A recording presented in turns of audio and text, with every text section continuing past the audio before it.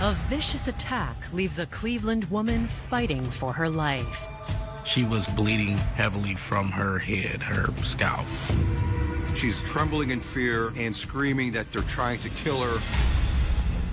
But the investigation quickly turns into a case of she said, she said. They tried every which way to discredit me. She was yelling that that's her, that's the lady that tried to kill me. When detectives finally unravel the truth, it turns out to be stranger than anything they could have possibly imagined. We were dealing with somebody that was just incorrigible. She faked her way into Yale University. She gives her story about being abducted. She snapped when she actually realized she was going to have to face justice. I've never seen anybody try to fake their own death to avoid going to jail. This was easily the most diabolical incident I ever had to investigate. Do you remember what the female looked like? She's seated right there. April 21st, 2001. It's a pleasant spring afternoon in East Cleveland, Ohio. But for the workers inside a fast food restaurant, things take a violent turn. On that particular day, there was a 911 call that came in from the Kentucky Fried Chicken. What they are witnessing is a woman who bursts into the restaurant, trembling in fear, bloodied about the head, and screaming that they're trying to kill her, not knowing whether this is something that is drug-induced or otherwise. They pick up the phone, call 911. When first responders arrive, they find the woman, 27-year-old Melissa Latham, in a state of shock. She had a large laceration or cut on her forehead and was also bleeding heavily from her head, her scalp. She was very coherent at the time, but she was definitely hysterical. Melissa was telling the officers that there was a woman across the street and her male cousin that assaulted her and tried to kill her. She did mention that she was injected with insulin during her assault, but she did not go into why or anything that led up to it.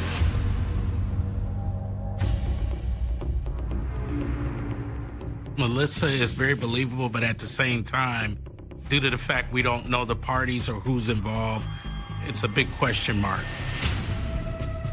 As the first responders are taking in what Melissa is telling them, suddenly on scene appears another woman, well put together, and she has her own story, contradicting what Melissa is relaying to them. A black female walks in yelling at the victim that she tried to take her money from her, $1,000. Melissa saw her and actually climbed over the counter to get away from her and was yelling that that's her, that's the lady that tried to kill me. While first responders tend to Melissa inside, police take the new arrival outside. She was asked her identity, and she identified herself as Tonica Jenkins. The story that Tonica gives is that Melissa stole money from her and from her cousin, Kyle Martin.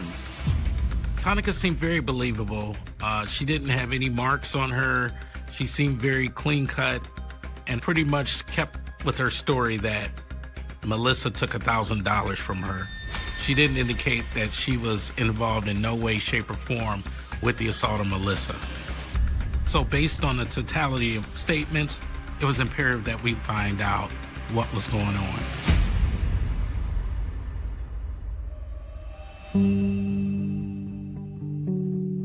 Melissa Rochelle Latham was born July 14th, 1973. She grew up in East Cleveland along with 4 siblings. My father was a truck driver, and my mother was a nurse, and we lived good. Everything was structured. We had chores. We had Bible studies. We sat down at the table and ate breakfast, lunch, and dinner. Coming up as kids, my sister Melissa was the one that I could communicate with effectively. We just had that bond. Melissa was bubbly, outgoing, always energetic, always making us laugh. Despite a happy early childhood, the 90s brought on a difficult era for the Latham family. When my mom was going through her addiction, that was the time when we were supposed to be being nurtured. And, you know, it was hard. And my father did all he could. I didn't know what was going on. I was a kid. We end up, I remember moving from place to place with my mom's friends. Melissa started acting out from trying to replace what was missing from what we knew to be normal. When she was 13 years old, she got pregnant and had a baby, her first child. She really tried, but she was a baby herself. A second child followed a few years later, and Melissa, like her mother before her, began using drugs as an escape from reality. The drug didn't take over her like that. She still was functional. So I really didn't know the difference until it was obvious. She started looking different. She started acting different. She would be out in the streets all night. That's what addiction does. Melissa eventually had 7 children, and to fund her increasing drug use, she turned to a life of petty crime. She was a booster, a thief, steal out of stores, clothes, you know, sell them to other people. Often she'd get caught and she would have to go sit down in the county jail for lengths of times until she, you know, go to court and she'd come out. Then she'll go right back to doing what she do and get back in trouble and end back up in jail. As a result, the state declared Melissa an unfit mother and placed her children in foster care. When she found out the kids was gone, it crushed her. I think it made her slip deeper into her addiction. Addiction feels like helpless, hopeless, dark. It made her forget about everything that made her her. I can remember her trying to seek help.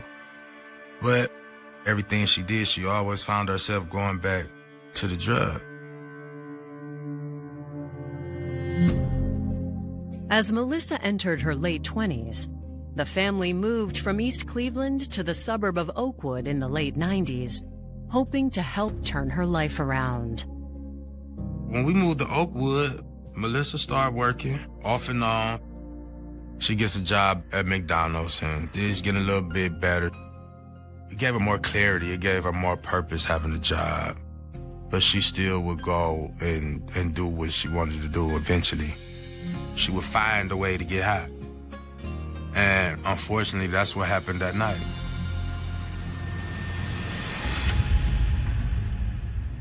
Instead of escaping her addiction, it appears Melissa might have become the victim of a drug deal gone wrong. As officers continue speaking with Tonica, Melissa's condition worsens. EMTs on scene definitely need to stabilize her. Melissa mentioned she was just injected with amounts of insulin that definitely started to affect her, so they needed to rush her to the hospital. So as Melissa's being wheeled into the ambulance, she points at the residence, letting officers know that is where the assault occurred. That was definitely indicative for us to get over to that house and find out who was there, but also corroborate what happened. Coming up, one of the women at this bizarre scene is lying to officers. The question is, who? Melissa tells the police that the attack happened across the street. Tonica says no, it didn't. And investigators hear the details of a diabolical scheme. She wanted to know if he knew any females that wanted to make some money. When the car pulled up on me, she say, what you doing tonight?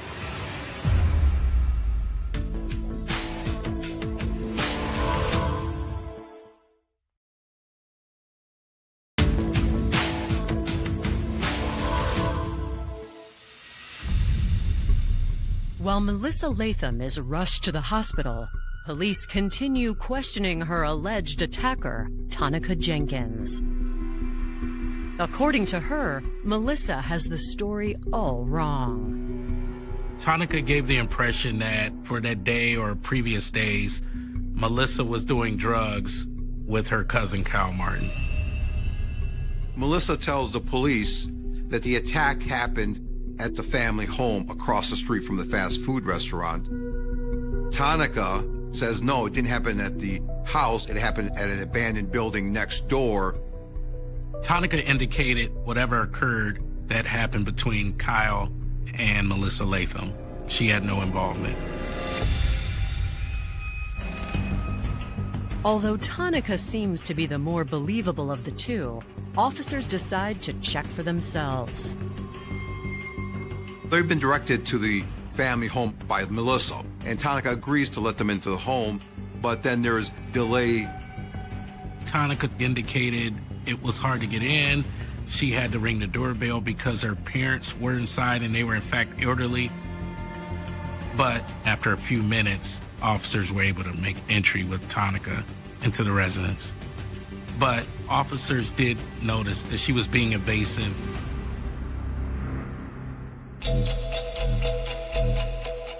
Since Melissa claimed she was attacked in the basement, that's the first place the officers look.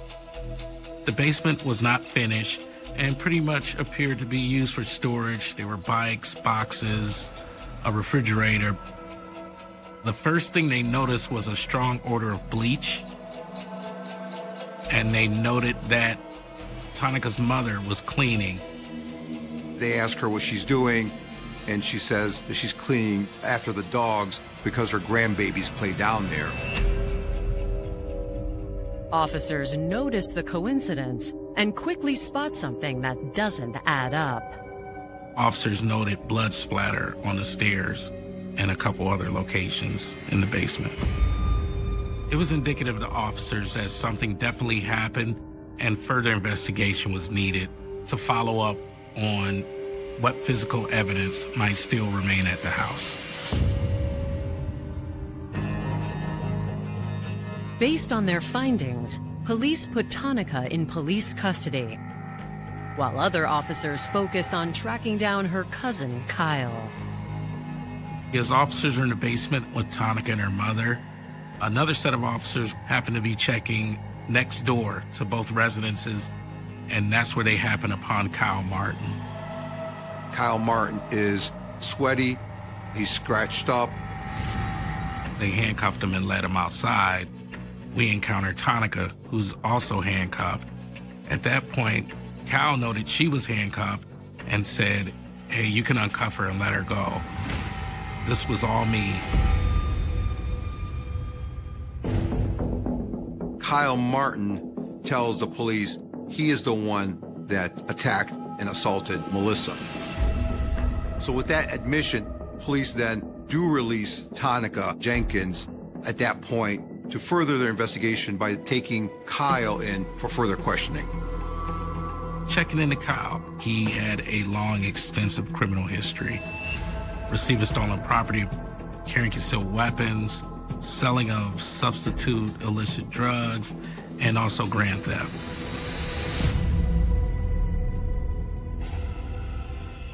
While waiting on a warrant to inspect the scene, investigators employ a little trickery to get Kyle to talk. We indicated that Melissa had passed away. There is no clean-cut rule that you have to tell the entire truth or be transparent during an investigation. The tactic works, and with the added pressure from detectives, Kyle breaks. Once he was advised that Melissa Latham passed away, he was very cooperative at that point and wanted to give his side of the story. What we learned, I think this was easily the most diabolical and thought out incident I ever had to investigate.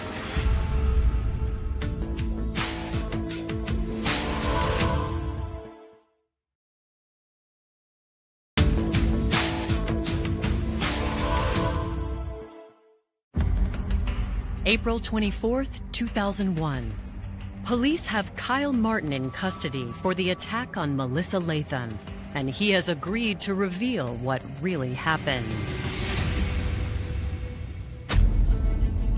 Kyle starts by explaining how he and his cousin first encountered Melissa Latham. He mentioned that Tonica wanted to know if he knew any females that wanted to make some money. It was through an insurance fraud where they could find females who would get examined, whether it was dental visits, pap smears, breast examinations, and they would make money from doing this. Kyle says he didn't know the details on how the scam would work, but Tonica offered him compensation for his help, so he agreed without question. 4 days ago, on April 20th, he and Tonica went cruising for volunteers. They drive around East Cleveland and happen upon Melissa Latham. She's walking westbound late at night on Euclid Avenue by United Furniture in East Cleveland.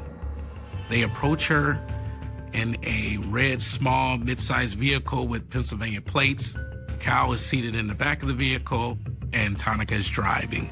They ask her, would she be interested in making some money, just doing some insurance fraud?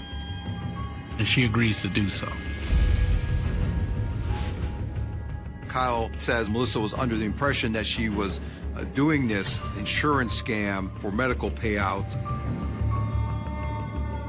According to Kyle, they stopped to buy drugs and returned to the house on Delmont. The next day, they took Melissa to the dentist for x-rays. They went to Strongsville, Ohio to the dental appointment, and he remained in the car while Tonica and Melissa went in for the appointment. About an hour later, they come back to the car, and from there they go to retrieve more drugs. And then after that, they went back where they smoked the drugs. Their scheme had been a success, but Kyle says the following morning, things took a turn for the worse. Kyle Martin wakes up, and he's paranoid from using drugs the night before. Latham is still there, which kind of upset him. He didn't feel comfortable with her being there. While she's in the bathroom, Kyle notes that $800 and some crack is missing. When Melissa comes out of the bathroom, Kyle's agitated and strikes her in the forehead and also in the back of the head. Tonica, hearing a commotion, comes downstairs and asks what's going on, what's the problem. At this point, Kyle says, geez, your problem. Kyle then mentions that Tonica assaults Melissa with a brick. She was laying in a pool of blood, and Kyle is watching Tonica inject her at least 4 times in the left arm with insulin. At this time, Kyle's like, wow, Dr. Kevorkian, what are you doing? Kyle claims he left the basement at that point to get some air, but Tonica joined him a few moments later. Tonica mentions that Melissa has gotten away. At this point, Tonica takes the brick and also the syringe that was used in the assault, wraps it in a gray plastic bag, and takes it next door to the abandoned area between the house and throws it over the fence. They have Kyle Martin in custody. He's detained upon the basis of his admission that he's the one that assaulted Melissa. It was imperative to not only corroborate his interview with Melissa, but also check on Melissa's condition. Upon arriving to the hospital, we were unable to interview her because she was still out of it. She had 6 stitches to the front of her forehead, and she had 25 to 30 staples to the back of her head from the attack with the brick. Due to the insulin that was injected with her, her blood sugar was dangerously low. When investigators talked to Melissa's doctors, her injuries seemed to match the story Kyle told them. It was corroborated that a heavy blunt object caused a lot of the bruises and contusions and lacerations to Melissa Latham, which is consistent with the brick that was mentioned by Kyle Martin. Her insulin levels are off the charts. That corroborates what Kyle is telling the police. Melissa was in a very critical state. We were very worried that she wasn't going to pull through with this. Melissa Latham, Latham.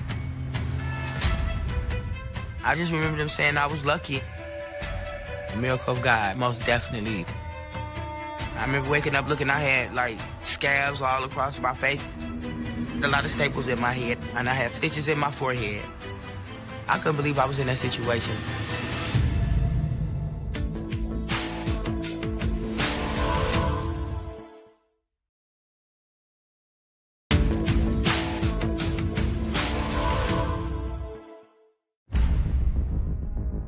The day after Kyle Martin's confession, investigators get good news.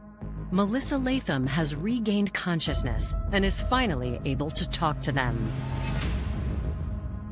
We definitely wanted to be sensitive to her and her condition. First, we wanted her to be able to identify the possible suspects. So she was shown one photo array where she positively identified Kyle Martin, and she was shown another photo array where she was able to identify Tonica Jenkins. So that helped us immensely, and she established that those were the two individuals that attacked her.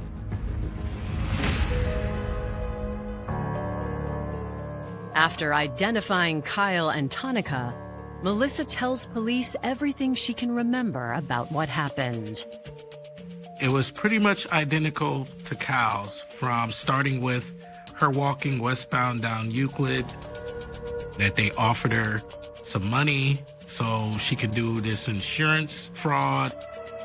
When the car pulled up on me, she say, what you doing tonight? I'm like, I'm trying to make some money. She say, well, we can have you make money. All you got to do is, go to the dentist. I'm like, well, ain't no dentist office open at 2 o'clock in the morning. She like, no, we're going to take you in the morning. She gave me a shirt, a sweatshirt, which was a Yale shirt. Then she say, okay, when we go, we're going to make up a name to put on the paperwork.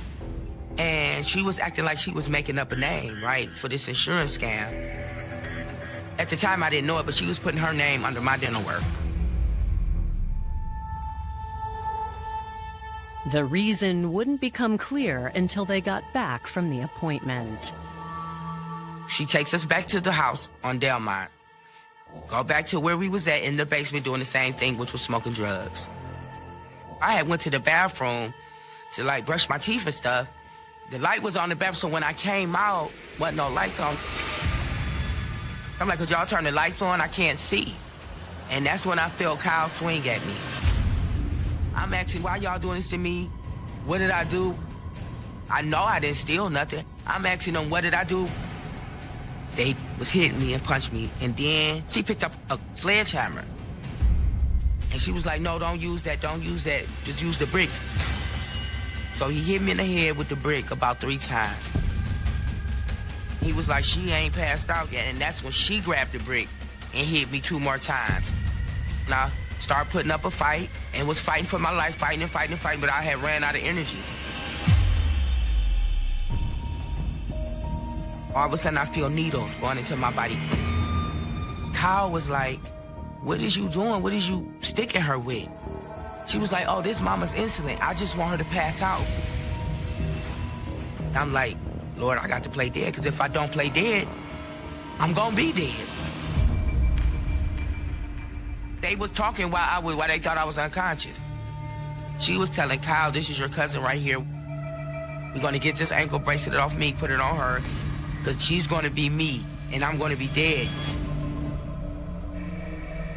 She was like, we're going to take her to this abandoned apartment next door and burn her up. All they going to have to identify her is by her dental records. I was scared to death. I just knew I was about to die. At that point, Tonica has Kyle go upstairs with her to find something to wrap up Melissa's body so they can burn her in the garage, outside.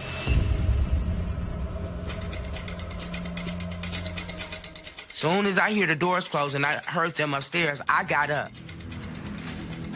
I was a little dizzy from the incident. And the spoon that me and Kyle was cooking drugs up on, I used the end of that spoon to unlock the door. And I got out the door. On the outside of the door was a pit bull. I'm scared as hell of pit bulls, but I wasn't scared this day. I got that door open, run across the street, went in the KFC, and I say, they tried to kill me, could y'all please call 911? For investigators, Melissa's story changes everything. So at this point, the whole plot became very nefarious to us. It went from a robbery over drugs and money to basically an attempted murder case. Why was it important for Tonica to kill Melissa Latham to make her appear to be her? Next, homicide detectives look into Tonica Jenkins' background. Tonica grew up in East Cleveland. She grew up with two brothers. She was living in the greater Cleveland area with her mother and father. Her father was a retired police officer. The relationship between mother and daughter seemed to be, as one would expect, they seemed to be very tight, very close, traveled together, and I'm sure leaned on one another for support. Tonica was always the person that was labeled as a smart one of the family and attended Cuyahoga County Community College for a number of years back in the early 1990s. She then applies for a graduate program at the Yale University in their neuroscience department.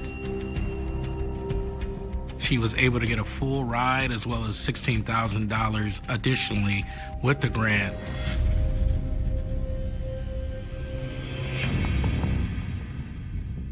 It's during her classwork that the professor is perplexed because she's not at the level where she should be based on her transcripts, based on the letters of recommendation. So he picks up the phone and calls one of the professors from her community college and wants some insight as to how can I help Tonica succeed here, and that's when it starts to unravel. They have no record of her. What she'd done was apparently created a paper trail that represented her to be a gifted young neuroscientist, when in fact she was not. When they pull up her criminal history, detectives discover the ankle bracelet Melissa Latham described is actually an ankle monitor Tonica is required to wear from a previous conviction. We were able to see that in 1998, she was charged with fraud. Once her deception was uncovered, Tonica was charged with counts of forgery and larceny. But on the morning of her court date, she failed to show up. I'm like, this is not good. The judge is going to come out in a few minutes, and he's spitting nails today. Where is she? They made efforts to call her, but we were unable to find her. Eventually, Tonica returned to her home in East Cleveland with a dramatic explanation.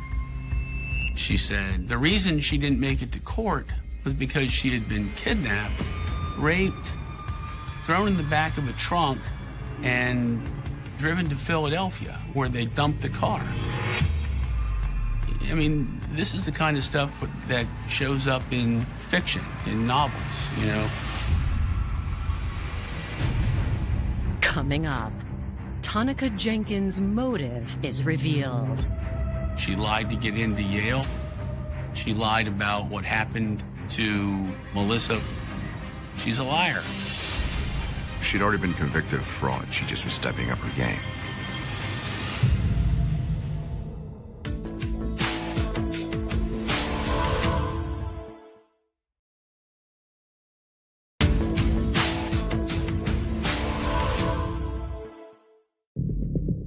Detectives look into Tonica Jenkins' history and discover a stunning pattern of lies and deceit. a charge from 1997 for forgery and larceny after being admitted to Yale under false documentation. Tonica failed to show up for sentencing, claiming she was kidnapped. Tonica gives her story about being abducted and raped. Then I hear stuffed in the trunk of her car, and somehow she managed to get out and drive home. That's stretched credulity. I'm willing to go a long way toward believing the narratives my client tells me, but this was difficult. Her attorney even receives an anonymous delivery. I was shown photographs of her purportedly in the trunk. Who took the photographs, how she got them, they raised some pretty significant credibility questions. Despite the outlandish excuses, Tonica's attorney was able to negotiate a plea deal for her to repay the money she took from Yale and serve 3 years of probation. I was prepared to try the case rather than agree to a plea bargain that involved prison time.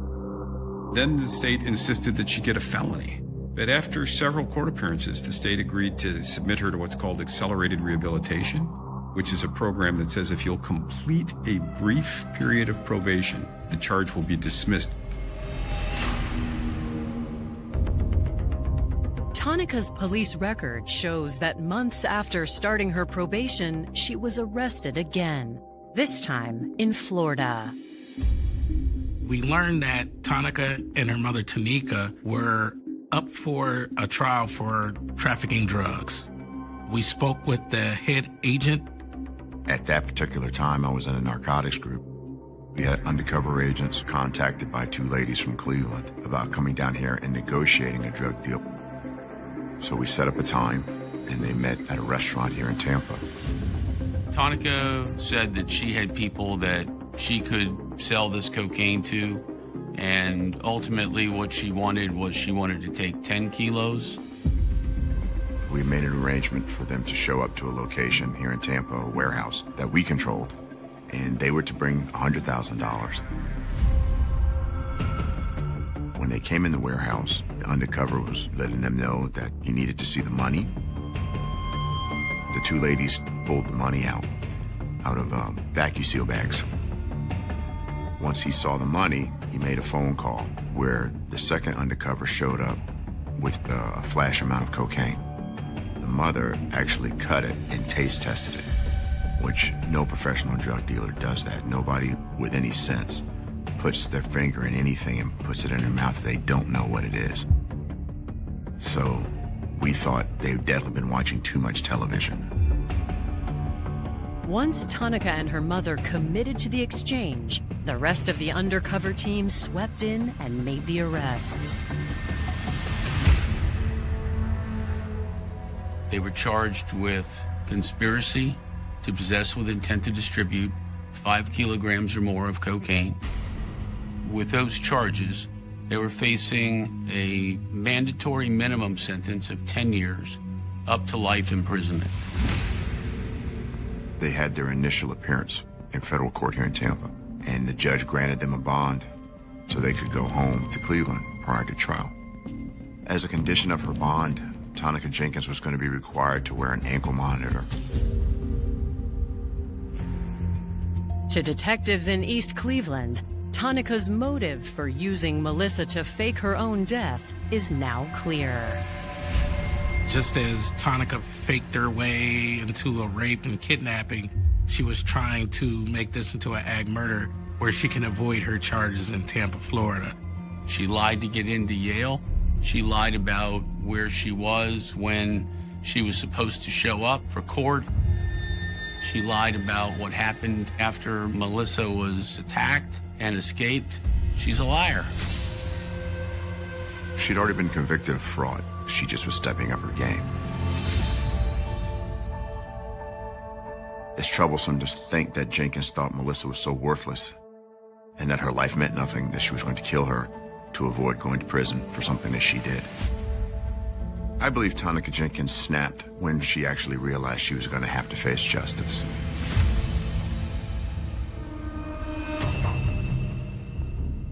So after speaking with the U.S. attorney and also with the head agent for her case, we were able to get 2 warrants, one for Tonica for attempted murder and for her mother for tampering with evidence, complicity, and obstruction. Investigators return to the Delmont address and discover both women are gone. So the only person detained is Kyle Martin at this point. Police go to look for Tonica and her mother and find that they have already left the state on their way down to Florida to stand trial for the drug case that they're trying to avoid.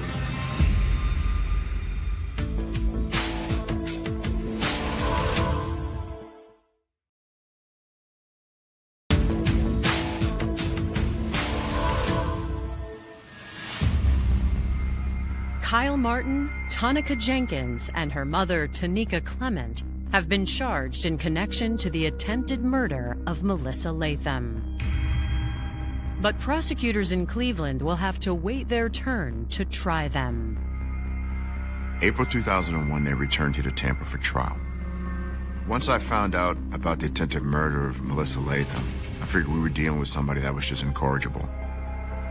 To go from committing fraud to dealing cocaine is one thing, but taking her house arrest bracelet off and putting it on a dead body so you could fake your own death, there's really no explanation for that. Tonica and Tonica were both found guilty on each of the 2 counts. Conspiracy to possess with intent to distribute 5 kilograms or more of cocaine, and possession with intent to distribute 5 kilograms or more of cocaine. The judge ended up sentencing Tonica to 24 years and 7 months. And Tonica was sentenced to 15 years and 7 months. We had to wait a couple of years before we were able to extradite them back from Florida.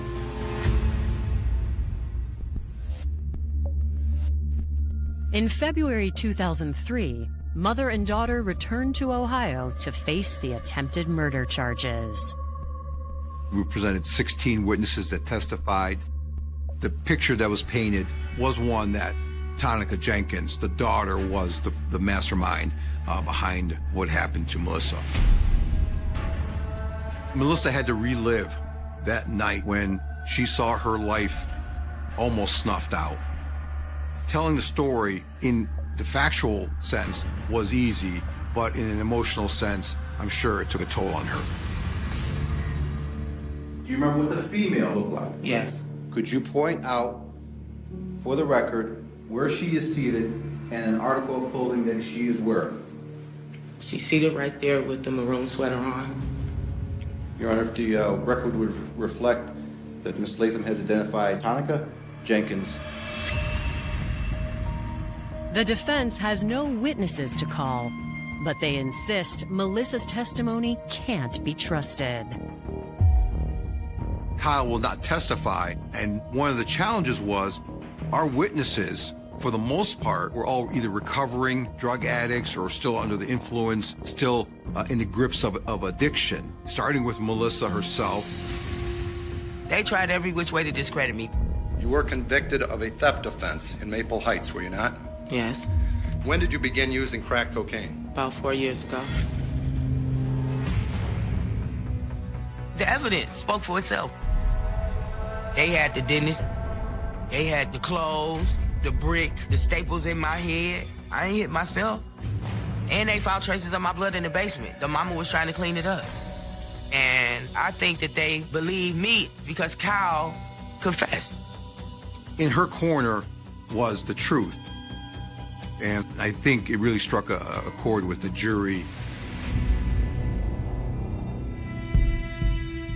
In just one day, they return their verdict. Tonica Jenkins was found guilty of 2 counts of tampering with evidence, attempted aggravated murder, complicity to commit murder, kidnapping, and felonious assault. She was sentenced to 20 years in Ohio Penitentiary. The mother, Tonica Clement, was found guilty of obstructing justice and was then sentenced to 1 year.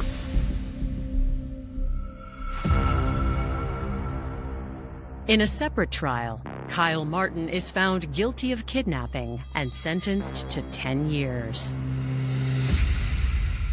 Kyle said that he was scared of Tonica because she would have had him killed too. He was just trying to make it seem like he didn't have nothing to do with it. I felt Tonica definitely received the appropriate time meted to her for her actions. I felt Kyle should have received a lot more. He had a lot more involvement than I think he alluded to or admitted to, as well as the mother.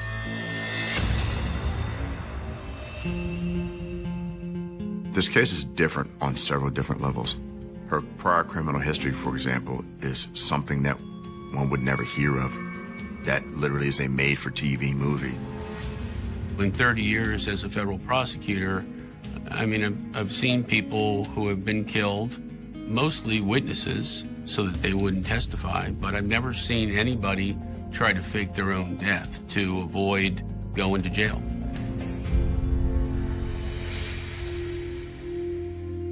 Tonica Jenkins is the kind of person that would befriend somebody and smile in their face and laugh and tell jokes with promises and just for the control to complete whatever objective she got planned. That take an emptiness. She cold. She ain't cold enough, though. I got scars, but I'm still me. I'm still Melissa Rochelle Latham at the end of the day. I know addiction is a beast. I'm just saying, be careful and be aware of your surroundings and try to get help, because there is help out here, y'all. It's help, you know, and forgive yourself. At 2:17 in the morning, the phone rang in a quiet Ohio town, and by sunrise, one woman had vanished, one house had become a crime scene, and a mystery had begun that would refuse to die for more than 2 decades. There was no dramatic warning. No witness saw a stranger running through the streets. No neighbor heard a scream. There was only an empty space where someone should have been, a few details that made no sense, and a question investigators would ask again and again. How could a person disappear without leaving behind a single clear answer? It was the kind of case that newspapers eventually reduced to a few cold lines. Missing woman. Ohio. 2001 investigation stalled. Years passed. But behind those words was a family waiting beside a telephone that never rang, detectives staring at photographs that slowly yellowed with age, and a community that learned to live with a mystery sitting quietly in its shadow.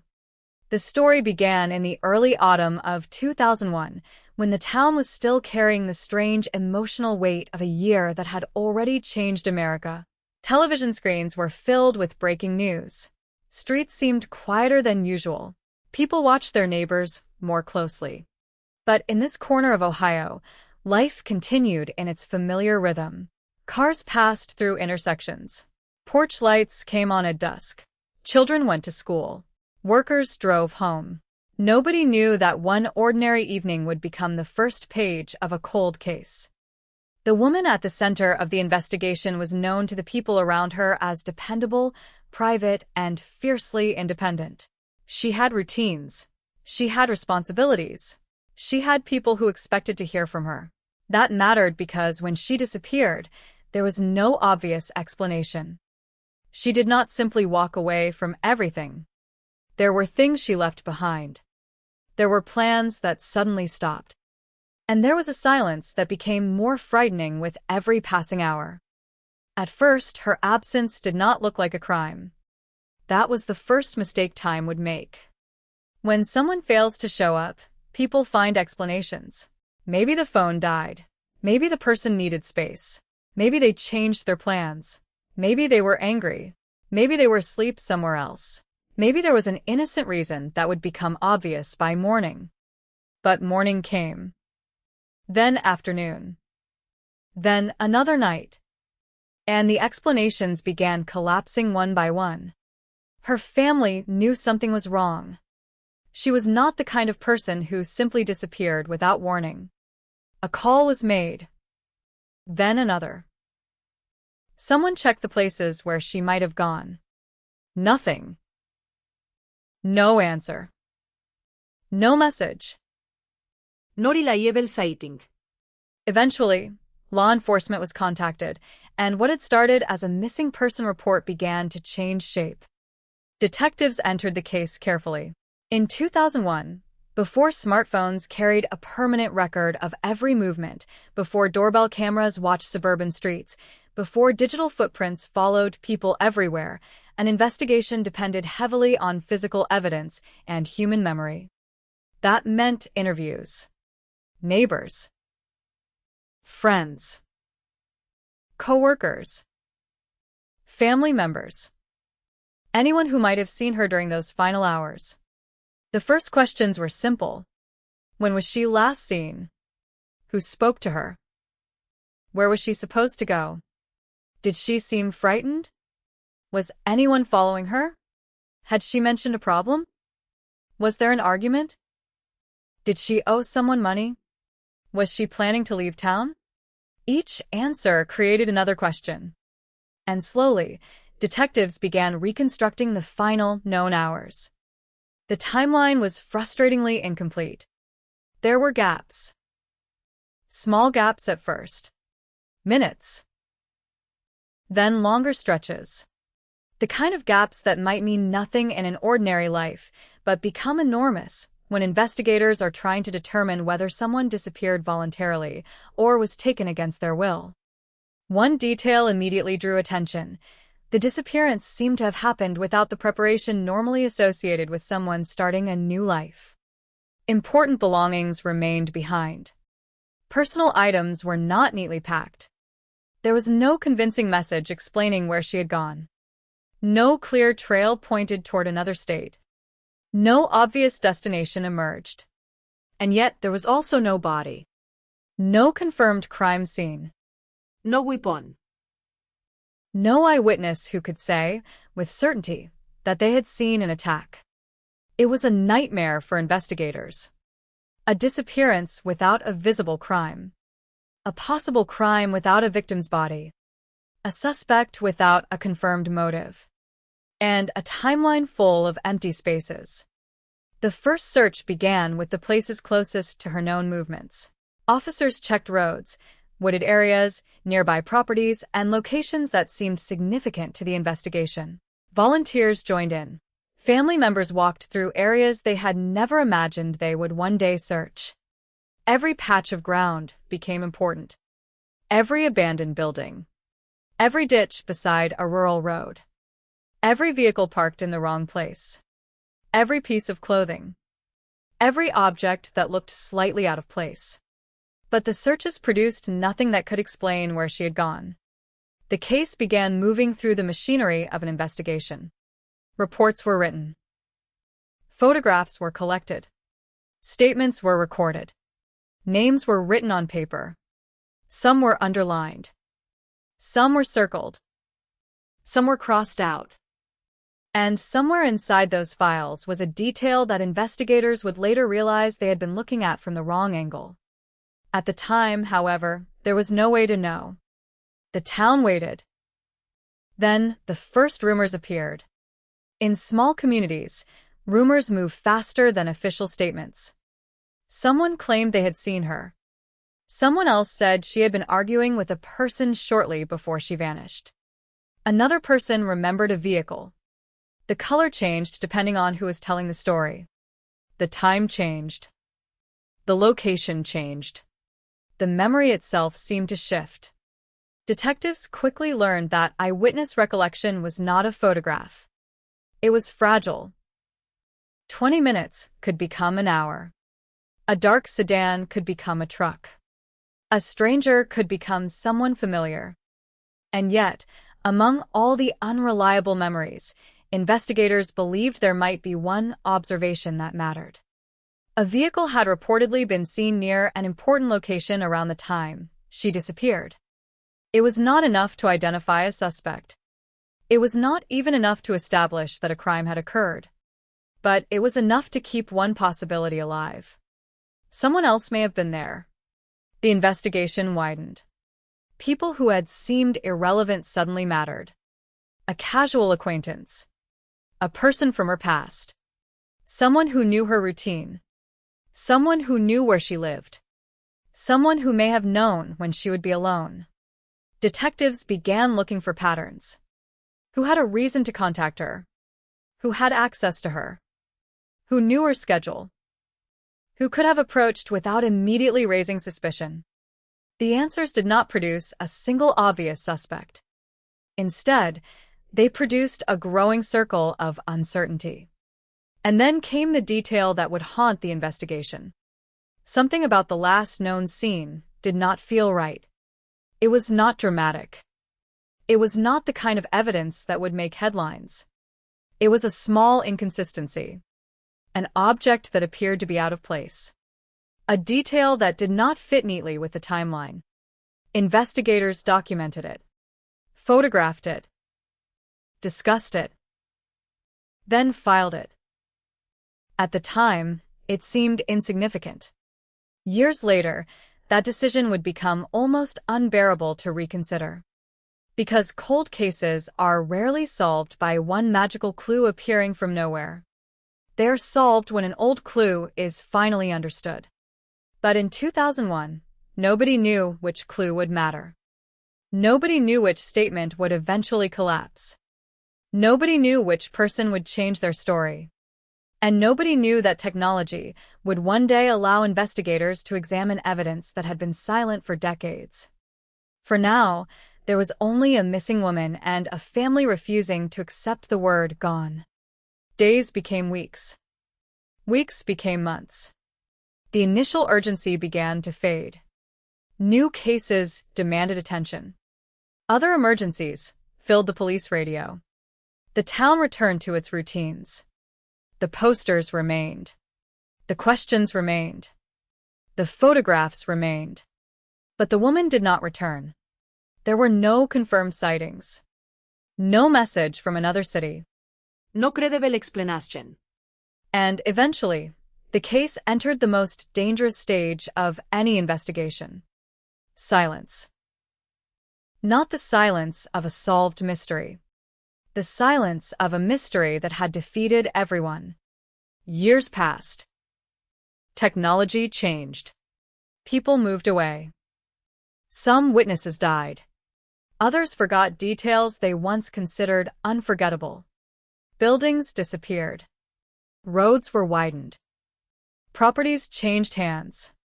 Vehicles were scrapped. Memories blurred. But the case file remained. Somewhere inside an evidence room, in a box that had once seemed urgent and later seemed almost forgotten, were the pieces of a story that had never reached its final sentence. The case became a cold case. And for the family, that phrase meant something different. It did not mean finished. It meant waiting. Waiting through birthdays. Waiting through holidays. Waiting through anniversaries. Waiting for a phone call that might bring the worst news imaginable, because even terrible certainty can feel better than endless uncertainty. For investigators, the case became a question buried beneath thousands of pages of paperwork. For the community, it became a story people whispered about. And for whoever knew what happened that night, it became a secret that survived year after year. But secrets have a weakness. They leave traces. Sometimes those traces are physical. Sometimes they exist in a forgotten statement. Sometimes they hide inside an old photograph. And sometimes they wait inside evidence that nobody in 2001 had the technology to understand. More than 20 years after the disappearance, detectives would return to the case. They would reopen the files, re-examine the timeline, look again at the people once interviewed, and they would discover that the mystery had never been as empty as it appeared. There had always been something there. Something overlooked. Something buried beneath the assumptions of the original investigation. And when that forgotten detail finally came back into focus, the Ohio cold case would begin moving again. Not slowly. Not quietly. But with the force of a door being kicked open after decades of silence. Because somewhere in the evidence was an answer. And someone had spent more than 20 years hoping nobody would ever find it. The first years after the disappearance were the hardest because hope was still loud. Every unfamiliar car outside the house could make someone look up. Every late-night phone call could stop a family dinner in its tracks. Every rumor sounded like it might finally be the answer. Then, slowly, hope became quieter. Not because anyone accepted what had happened, but because there was nothing left to hold on to except the case itself. The investigation had never officially disappeared.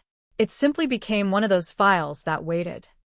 Inside the police department, the original case was preserved in folders and evidence bags. The photographs were stored with dates written on the back. Interview notes were typed, handwritten, corrected, copied, and copied again. The names of people connected to the disappearance sat on pages that had once been handled every day and later went untouched for months at a time. The problem was not a lack of theories. The problem was too many. One theory suggested she had left willingly. Another suggested a sudden encounter. Another involved someone she knew. Another focused on a stranger passing through the area. None could be proved. None could be completely dismissed. That uncertainty poisoned every lead. A person could look suspicious without being guilty. A strange detail could mean everything or nothing. A forgotten argument could point toward motive or simply be an ordinary conflict that had happened hundreds of times before. Investigators faced the oldest obstacle in missing person cases. There was no clear moment when the world had changed. No witness could say, this was the moment she was attacked. No camera captured a final image. No recording preserved the last conversation. The final minutes of her known life existed only as fragments. And fragments are dangerous. People fill them with assumptions. In the months after the disappearance, detectives revisited the closest people in her life. Friends remembered conversations differently. Coworkers struggled to recall exact dates. Neighbors were certain about certain details, but vague about others. One neighbor remembered a vehicle. Another remembered seeing lights. A third remembered nothing at all. And that became its own mystery. How could a person vanish from an ordinary environment without leaving behind a trail strong enough to follow? At one point, investigators believed a vehicle might be central to the case.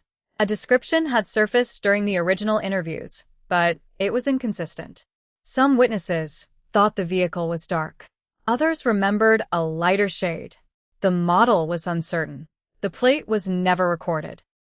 In 2001, that could be enough to stop an investigation cold. A partial description gave detectives nowhere to go. There was no searchable database that could instantly connect a vague vehicle description to a network of locations. No automatic license plate system had captured every passing car. No smartphone records existed to place every nearby person within a few yards of a scene. The absence of technology became part of the mystery. And time made it worse. A vehicle that seemed important in 2001 could be sitting in a scrapyard by 2003. A phone number could be disconnected. A house could change owners.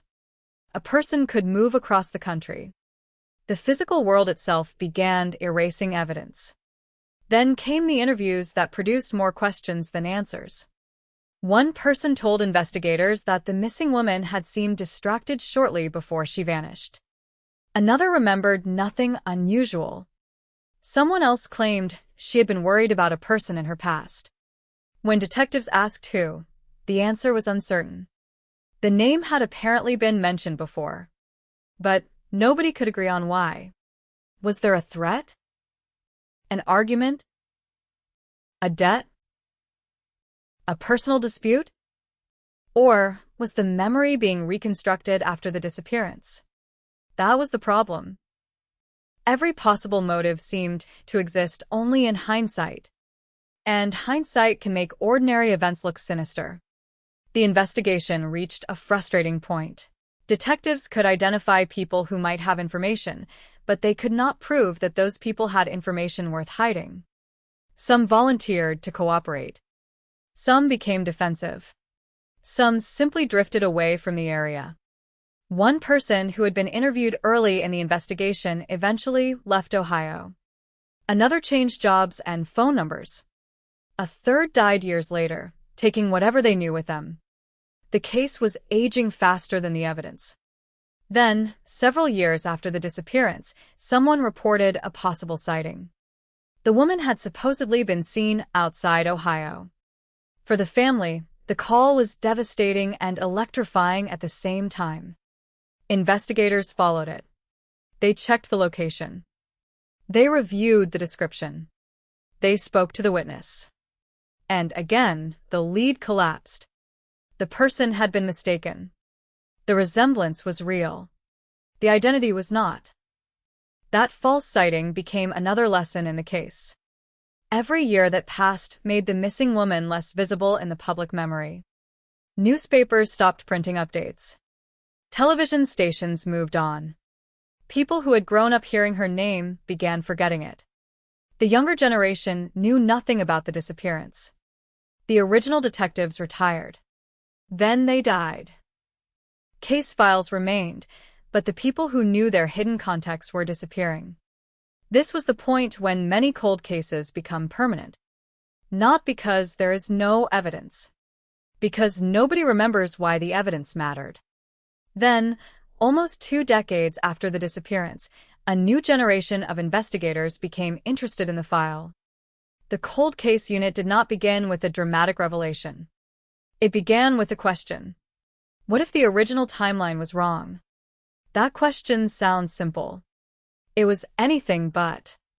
The detectives placed the known events in chronological order and compared every time against every witness statement. They looked for contradictions. They found them quickly. A witness had placed a vehicle at one location at a time when another witness claimed to have seen it somewhere else. One person said the missing woman was already gone. Another suggested she was still present. A phone call that had seemed insignificant suddenly became important because of when it occurred. The timeline had gaps. But there was something else. Some of those gaps had been created by assumptions. Investigators in 2001 had believed certain events happened in a particular order because there was no reason to believe otherwise. Now there was reason to question that sequence. Technology had changed. Investigators could examine records that had been difficult or impossible to analyze in the early 2000s. Old phone records. Digital archive. Historical databases. Property records. Archived news coverage.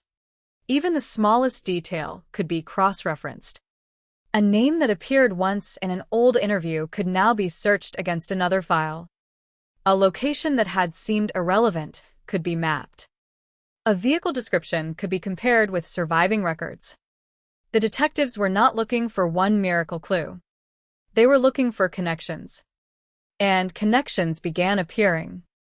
One of the original witnesses had described a vehicle that investigators had initially dismissed because the description was too vague. But when the statement was examined alongside another account, one detail became significant. Both witnesses had mentioned the same unusual feature. Not the color. Not the model. Something else. A small physical characteristic that was unlikely to be remembered by coincidence. That changed everything. The vehicle suddenly had a profile. Investigators went back through the original interviews.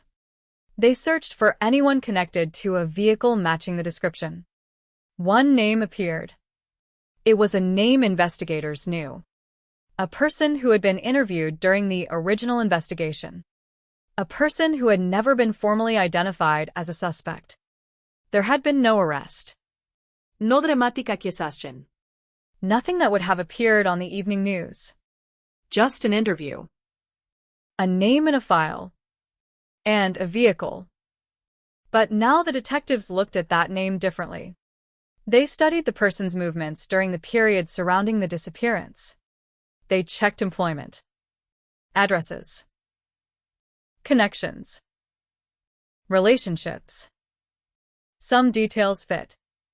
Others did not. It was not enough.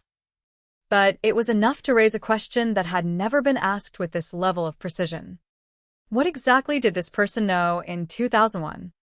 The detectives located the original interview. The recording was old. The quality was poor.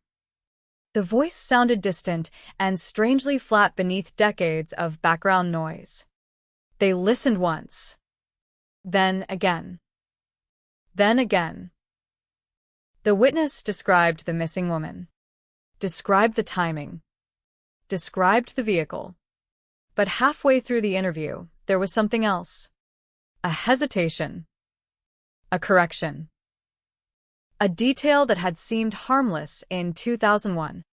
The investigator who conducted the original interview had moved on without pressing the issue. The new detectives did not. They stopped the recording. Rewound it. Played it again. The statement changed meaning when placed beside the new timeline. Because the witness appeared to know something they should not have known. Something that had never been publicly released. Something connected to the final hours. For the first time in years, the case had movement. The detectives did not announce it. They did not alert the media. They kept the discovery quiet. That was important. Because if the person responsible had managed to live freely for more than 20 years, the last thing investigators wanted was a warning. They began building the case again from the ground up. Not as a missing person investigation. As a potential homicide. The shift was subtle, but enormous. Every piece of evidence now carried a different weight. The abandoned assumptions were stripped away. The original questions were rewritten. And the detectives returned to the scene.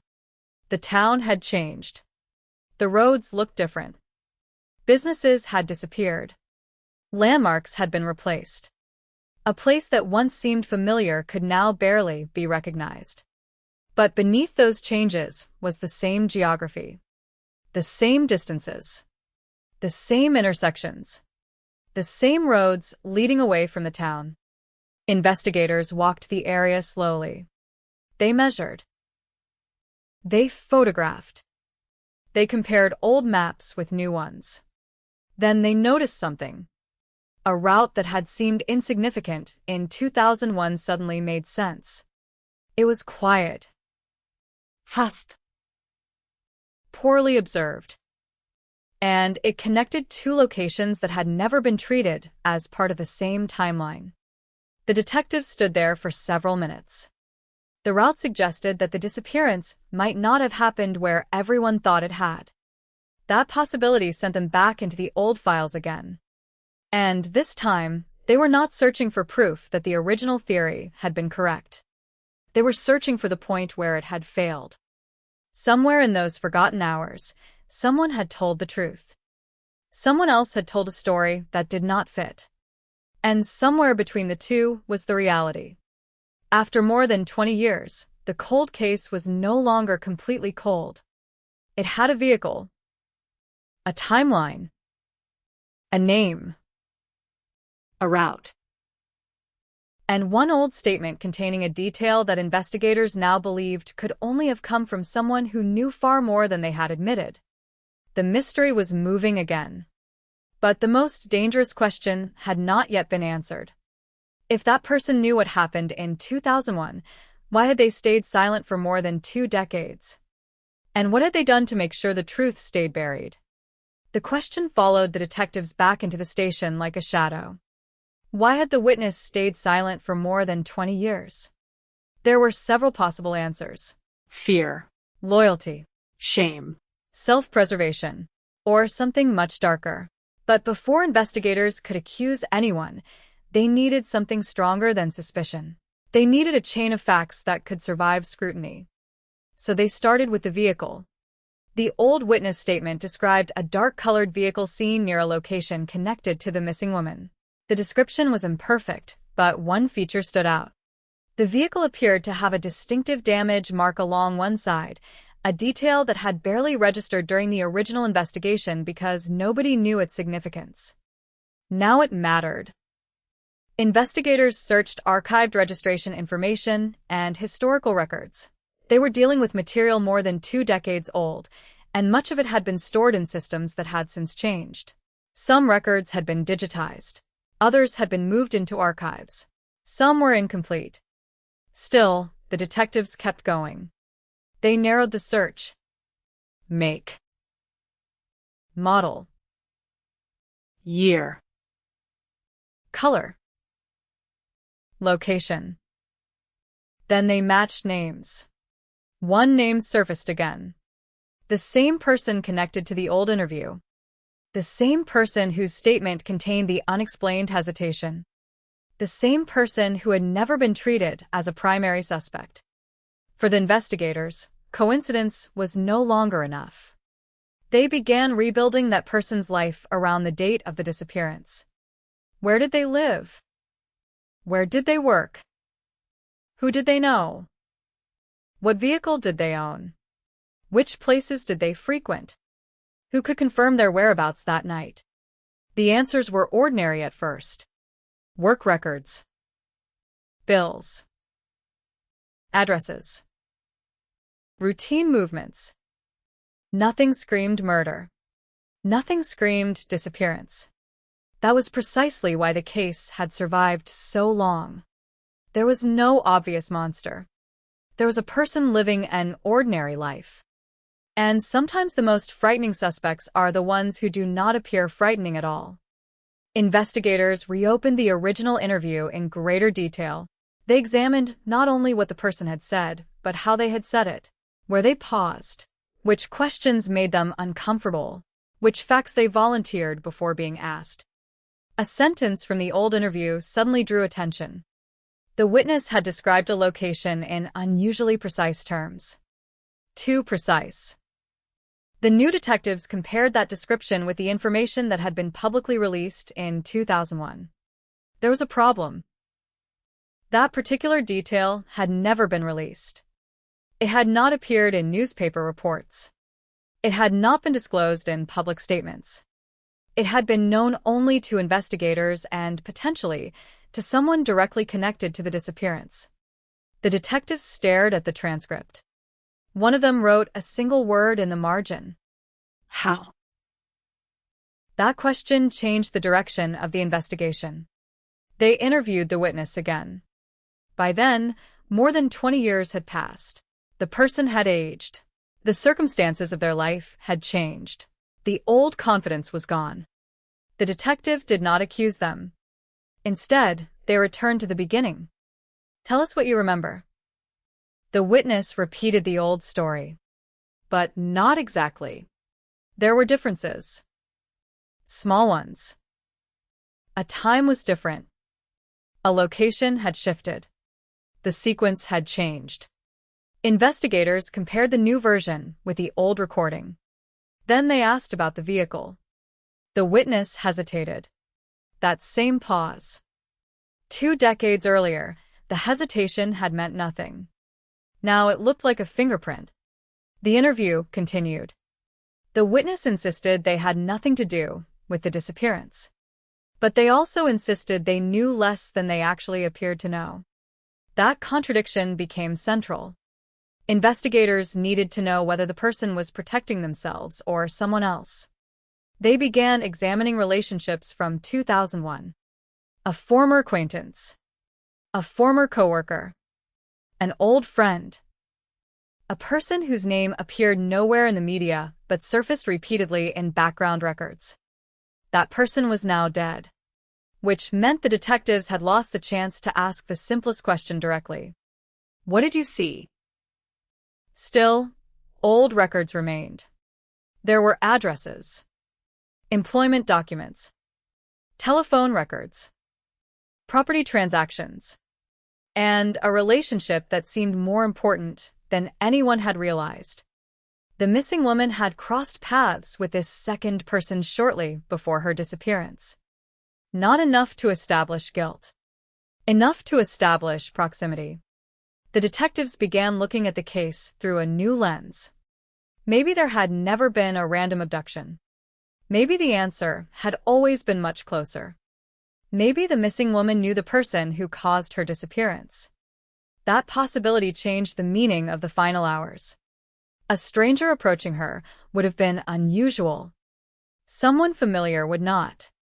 Someone she trusted could have gotten close without resistance. Could that explain the absence of a struggle? Could it explain why there were no obvious signs of forced entry? Could it explain why she appeared to vanish without warning? The detectives did not know. But now they had a theory that connected several previously isolated facts. And theories can be dangerous because they make investigators want to find evidence that supports them. The cold case team knew that. So they deliberately looked for evidence that would prove them wrong. They checked other suspects, other vehicles, other locations, other witnesses.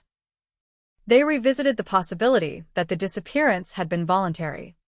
They examined financial records, travel possibilities, personal relationships, any indication that the missing woman had planned to leave. Nothing provided a convincing explanation. The voluntary disappearance theory weakened. The homicide theory strengthened. But a homicide case without a body still had a massive gap. Where was she? The detectives returned to geography. The route connected to the old vehicle sighting became important again. They traced it from beginning to end. They identified areas that had been overlooked in 2001. A secluded stretch of road. A rural property. An abandoned structure. A wooded area beyond a commercial district. One location caught their attention. It had changed ownership over the years. The original structure had been modified, but historical property records showed that it had existed in almost the same form in 2001. Investigators studied old aerial images. The land looked different now, but the basic terrain remained. A drainage area. A wooded boundary. An access road. Places where something could have been hidden without immediate discovery. The detectives began asking a horrifying question. Had the search teams in 2001 been looking in the wrong places? At first, that seemed possible. But then another clue emerged. A former volunteer remembered something that had never made it into the original case file. It was buried in a handwritten notebook found among old family papers. The volunteer had participated in an early search. They remembered officers being interested in a particular road.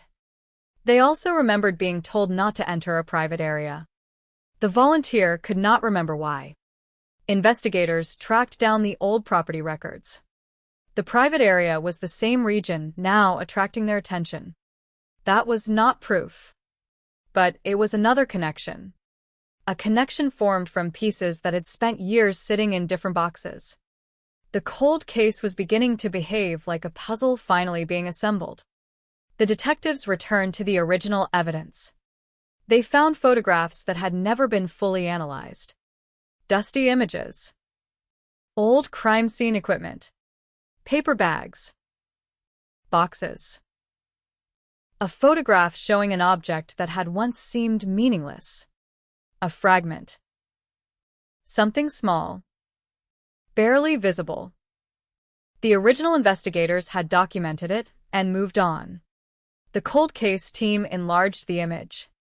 They studied the object. Compared it with evidence logs. Then they found something remarkable. The object had been collected.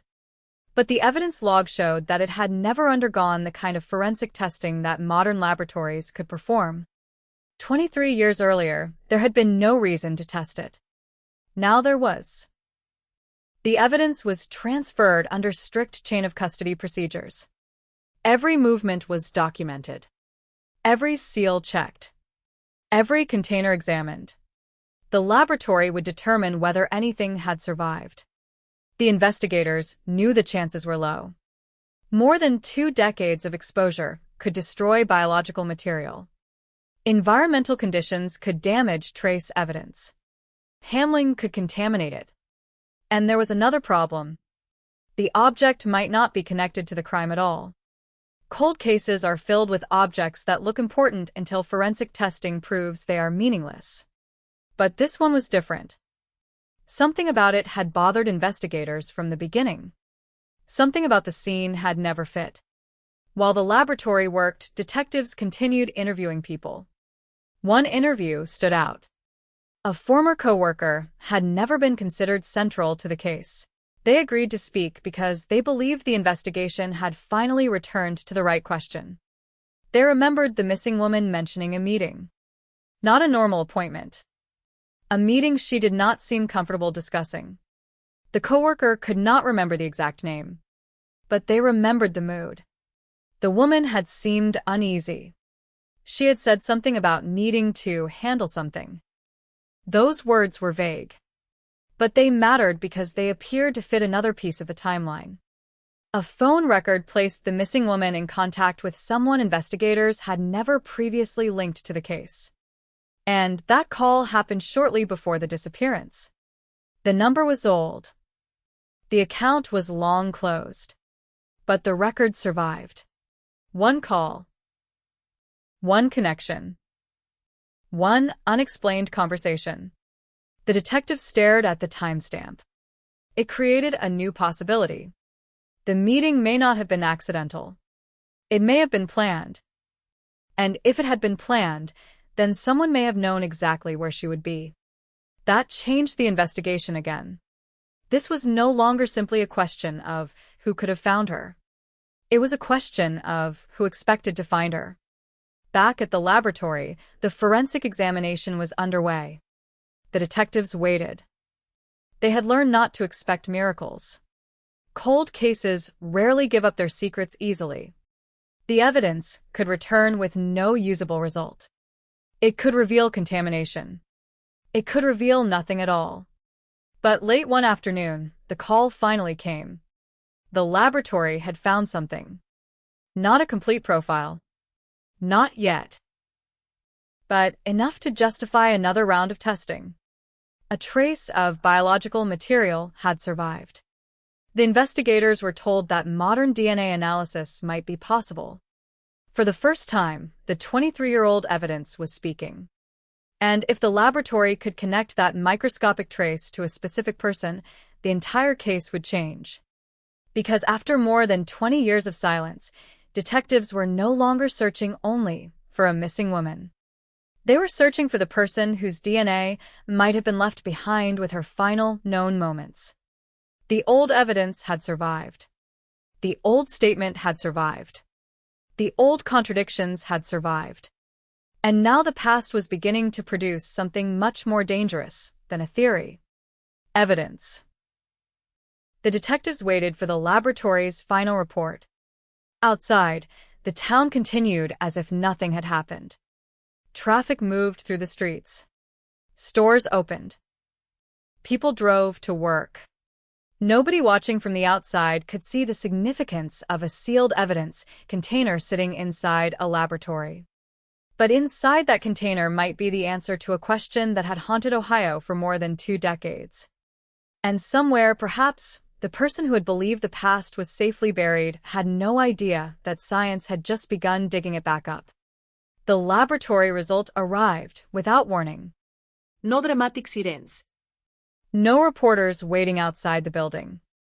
Just a telephone ringing inside the cold case office. The detective who answered listened in silence. Then the expression on his face changed. The biological material recovered from the old evidence had produced a usable DNA profile. Not a complete answer. Not yet. But a profile. After more than 2 decades, something microscopic had survived the years, the heat, the handling, the dust, and the uncertainty.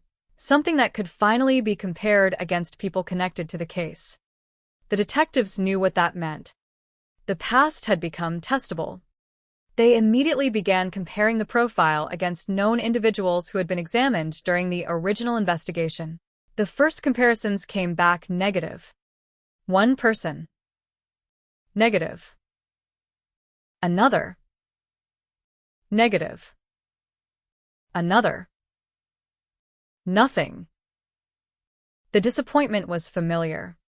The cold case investigations had taught them not to celebrate too early. A DNA profile could be powerful, but only if there was something meaningful to compare it against. The detectives moved to the next stage. They examined the possibility that the profile belonged to someone whose name had never appeared on the original suspect list. That meant going wider. Much wider. They reviewed people connected to the locations around the disappearance. Former employees. Property owners. Acquaintances. People who had lived nearby in 2001. People whose vehicles matched parts of the old description. And people whose relationships to the missing woman had not seemed important at the time. The process was slow, methodical, almost painfully ordinary. But then an old name surfaced again. The same name attached to the disputed vehicle. The same person whose original interview contained the strange, unexplained detail. The detectives did not assume the DNA belonged to that person. They could not. Instead, they watched. They compared. They documented. Then they requested a voluntary DNA sample. The request immediately changed the atmosphere. The person agreed. But not comfortably. Questions followed. Why now? Why, after 20 years? Why was the old case suddenly receiving this level of attention? The detective explained that the investigation had been reopened because of new forensic technology. No accusations. No threats. No dramatic language. Just a request for comparison. The sample was collected. Then it went to the laboratory. Again, the detectives waited. But this time they understood exactly what was at stake. If the DNA matched, they would finally have a connection between a living person and evidence recovered from the investigation. If it did not, they would have to start over. The laboratory report arrived several days later.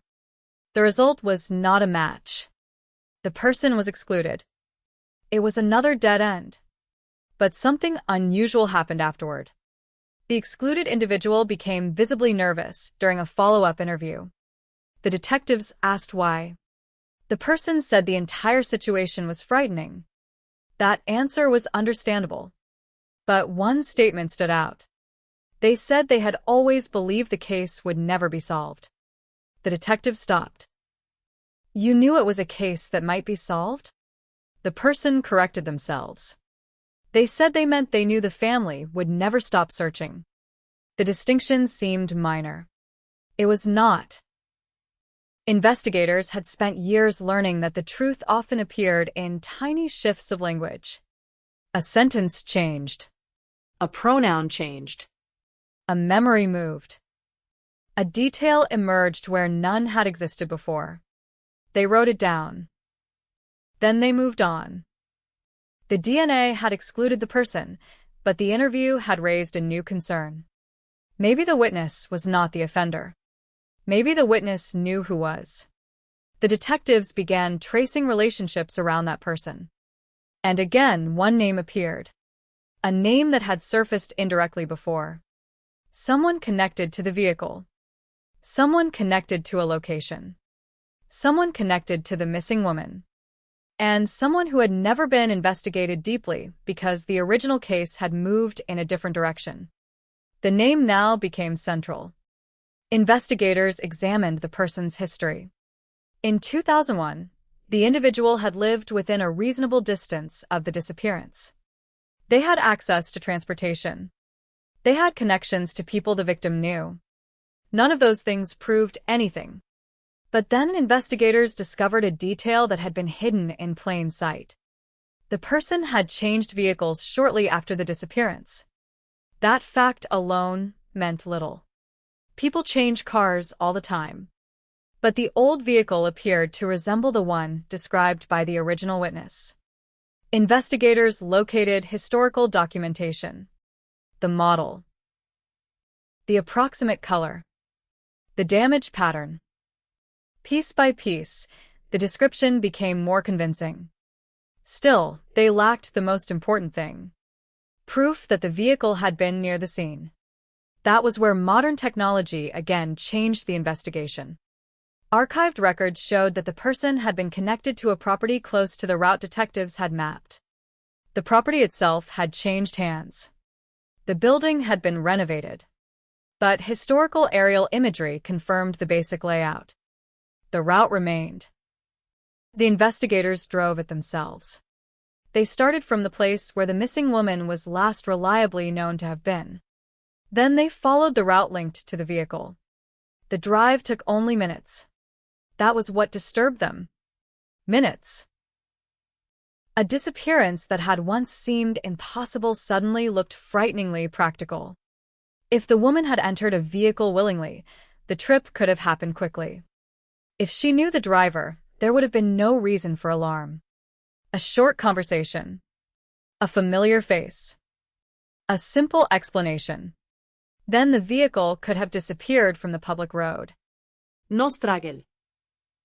No witness. No obvious scene. The detectives stopped near the old property. They studied the surrounding terrain. Then they compared it with photographs from 2001. The trees had grown. The structures had changed. But the secluded areas were still secluded. One location remained particularly isolated. A narrow stretch beyond the main property where dense vegetation met a drainage corridor. It had been disturbed by development over the years. But not completely. The detectives contacted local authorities and requested historical maps. The property records showed that a portion of the land had been used differently in 2001. An area now considered unimportant had once been accessible to people connected to the suspect. That discovery pushed the investigation in a new direction. The detectives began re-examining old search records. Where had search teams looked? How long had they searched? Which locations had been excluded? Why?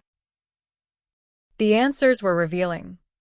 The original search had been based largely on the assumption that the disappearance occurred close to the woman's last known location. Investigators had focused on roads, open land, and nearby areas. The property now under scrutiny had not been searched extensively. The reason was simple. It had not appeared relevant. There was no known connection. No witness had placed the victim there. No vehicle had been confirmed there. And at the time, detectives had no reason to believe the missing woman had ever entered the property. Now the circumstances were different. They had a possible vehicle, a possible route, a possible connection, and old evidence that had survived long enough to reopen the question. A search warrant was prepared. Before executing it, investigators needed to build the strongest possible foundation. They requested additional records. Historical phone activity. Property transactions. Employment information. Financial movements. Anything that could establish where the suspect had been before and after the disappearance. The records revealed a pattern. On the day the woman vanished, the suspect's documented movements were incomplete. There was no direct record placing them with the victim. But there was a gap. A long one. Several hours without a reliable explanation. That alone was not unusual. But when investigators placed the gap next to the vehicle sighting, the old interview, and the newly reconstructed route, the timeline began tightening. Then came another discovery. A person who had known the suspect in 2001 agreed to speak. The witness was older now. Their memory was imperfect. But they remembered the vehicle. They remembered seeing it shortly after the disappearance. And they remembered something even more important. The vehicle looked different. It appeared cleaner than usual, as though something had been removed or washed away. The witness could not say what. They were careful not to speculate. But the detail mattered. Investigators asked whether the suspect had ever mentioned the missing woman. The witness said no. Then paused. They remembered one conversation. A strange conversation. The suspect had reportedly complained about being questioned by police. That was not unusual. Many innocent people become uncomfortable during investigations. But the witness remembered something specific. The suspect was not angry about being suspected. They were worried that investigators might search the wrong place. The detective asked what they meant by the wrong place. The witness could not remember the exact words, but they remembered the feeling. That was enough to make the investigators search the old interview tapes again. And there it was. A phrase the original detectives had barely noticed. The suspect had once volunteered that certain areas would be pointless to search. Not because investigators had asked about those locations. Because the suspect had mentioned them on their own. Why? The detectives did not know. But they now had a new theory. Perhaps the suspect had been trying to steer investigators away from a particular area. Perhaps the statement had been spontaneous. Perhaps it meant nothing. There was only one way to find out. Search the place. The warrant was approved. Investigators returned with forensic specialists. The scene was treated as though it were an active crime scene, despite its age. Every person entering was documented. Every area photographed. Every disturbance examined. Ground-penetrating equipment was brought in. The specialists moved slowly across the property. Nothing. Then nothing again. The equipment registered ordinary geological variations. Roots. Stones. Old construction debris. No clear anomaly. Hours passed. The detectives began to wonder whether they had come too late. Then, near the drainage corridor, the equipment produced an irregular reading. The technician stopped. Ran the scanner again. The anomaly remained. It was not large, but it was distinct. The team marked the location. Excavation began carefully, layer by layer. Soil was removed. Samples were bagged. Every object was catalogued. At first, they found only debris.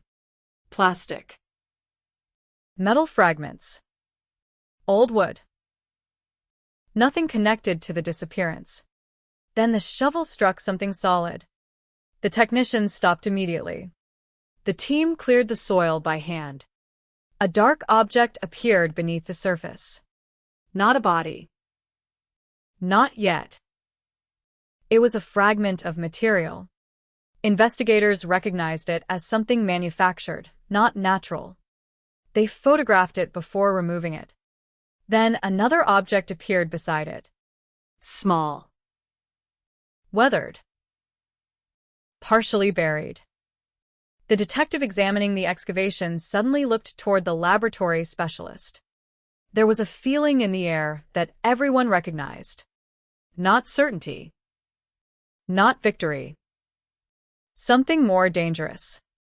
Possibility. The items were bagged and sent for analysis.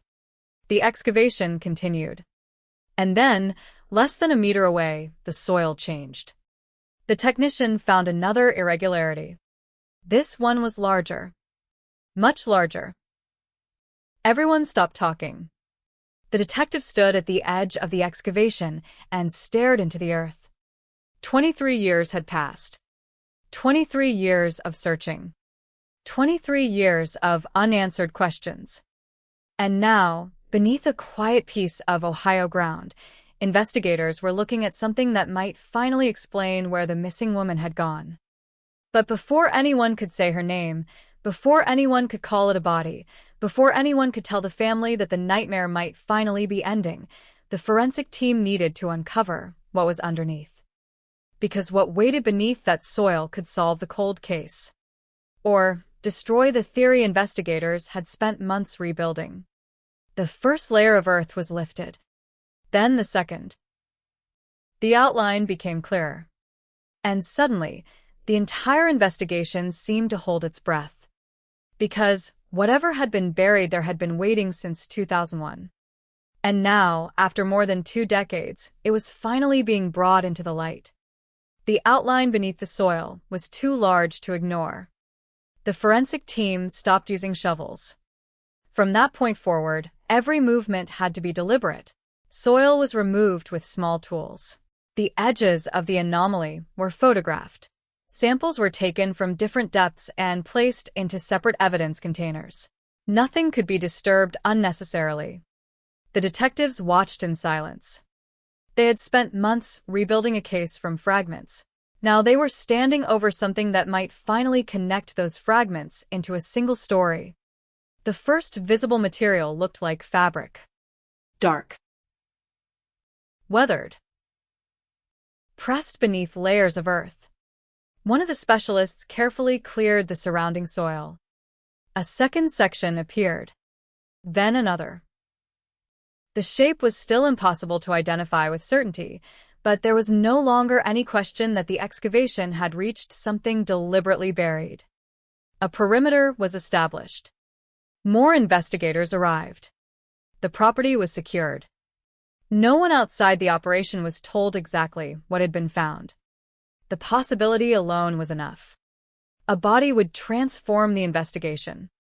Until then, the missing woman remained missing. If human remains were recovered, the case would become something else entirely. The excavation continued. Then came the moment nobody wanted to speak aloud. The first bone fragment appeared. It was small, fragile, partially decomposed, but unmistakably human. The lead investigator stepped back and called for the forensic anthropologist. Everything changed. The site became a homicide scene. Every inch was mapped, photographed, measured. The excavation was no longer about finding an object. It was about recovering a person. Slowly, the remains were uncovered. The skeleton was incomplete. Years underground had taken their toll. The soil had shifted. Moisture had affected the material. Roots had grown through portions of the burial area. But enough remained to determine that the remains belonged to an adult. The detectives knew what that meant. They had finally found someone. The only question was who. The remains were transported under controlled conditions to the forensic laboratory. The family was not notified immediately. Investigators had learned the hardest lesson in cold case work. Never give a family hope you cannot prove. They needed identification first. Anthropologists examined the remains. The estimated age was consistent with the woman who had disappeared in 2001. Sex was consistent. Height was within the expected range. Several skeletal characteristics appeared compatible. But compatible was not confirmed. The final identification would require more. Dental records were located. Medical information was gathered. Old photographs were reviewed. Investigators searched for prior injuries or unique physical characteristics. A comparison began. Then a critical detail emerged. The remains showed evidence of an old injury that had occurred before death. A healed fracture. The medical records of the missing woman documented a similar injury years before her disappearance. The probability of coincidence began shrinking. Still, investigators waited for the definitive answer. DNA testing was requested. This time, the laboratory had much more material to work with. The remains themselves, the old biological trace, and reference material from the missing woman's family. The testing process was meticulous. The analysts compared genetic markers, checked for consistency, repeated the analysis. The first result was promising. The second strengthened it. Then the final report arrived. The remains were those of the missing woman.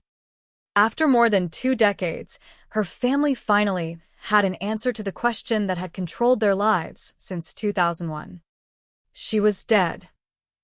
The words were devastating, but they were also a form of release. For years, her family had lived between hope and grief. Now hope was gone. But uncertainty was gone with it. The detectives understood that identification was only half the victory. Finding her did not explain who killed her. It did not explain why she had been buried there. And it certainly did not prove the suspect connected to the property had anything to do with her death. They returned to the excavation. The burial site was examined again. This time, investigators were looking for the smallest signs. Binding material. Tool marks. Clothing. Personal objects. Anything that could reveal how she had been moved or buried. One object was recovered near the remains. A piece of metal. Small. Corroded. Its purpose was unclear. Another item appeared several inches away. A fragment of plastic. The laboratory examined both. Neither immediately produced a breakthrough. Then the anthropologist identified trauma on the remains.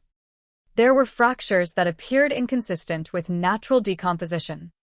Some injuries could not be explained by burial conditions. The pattern suggested force.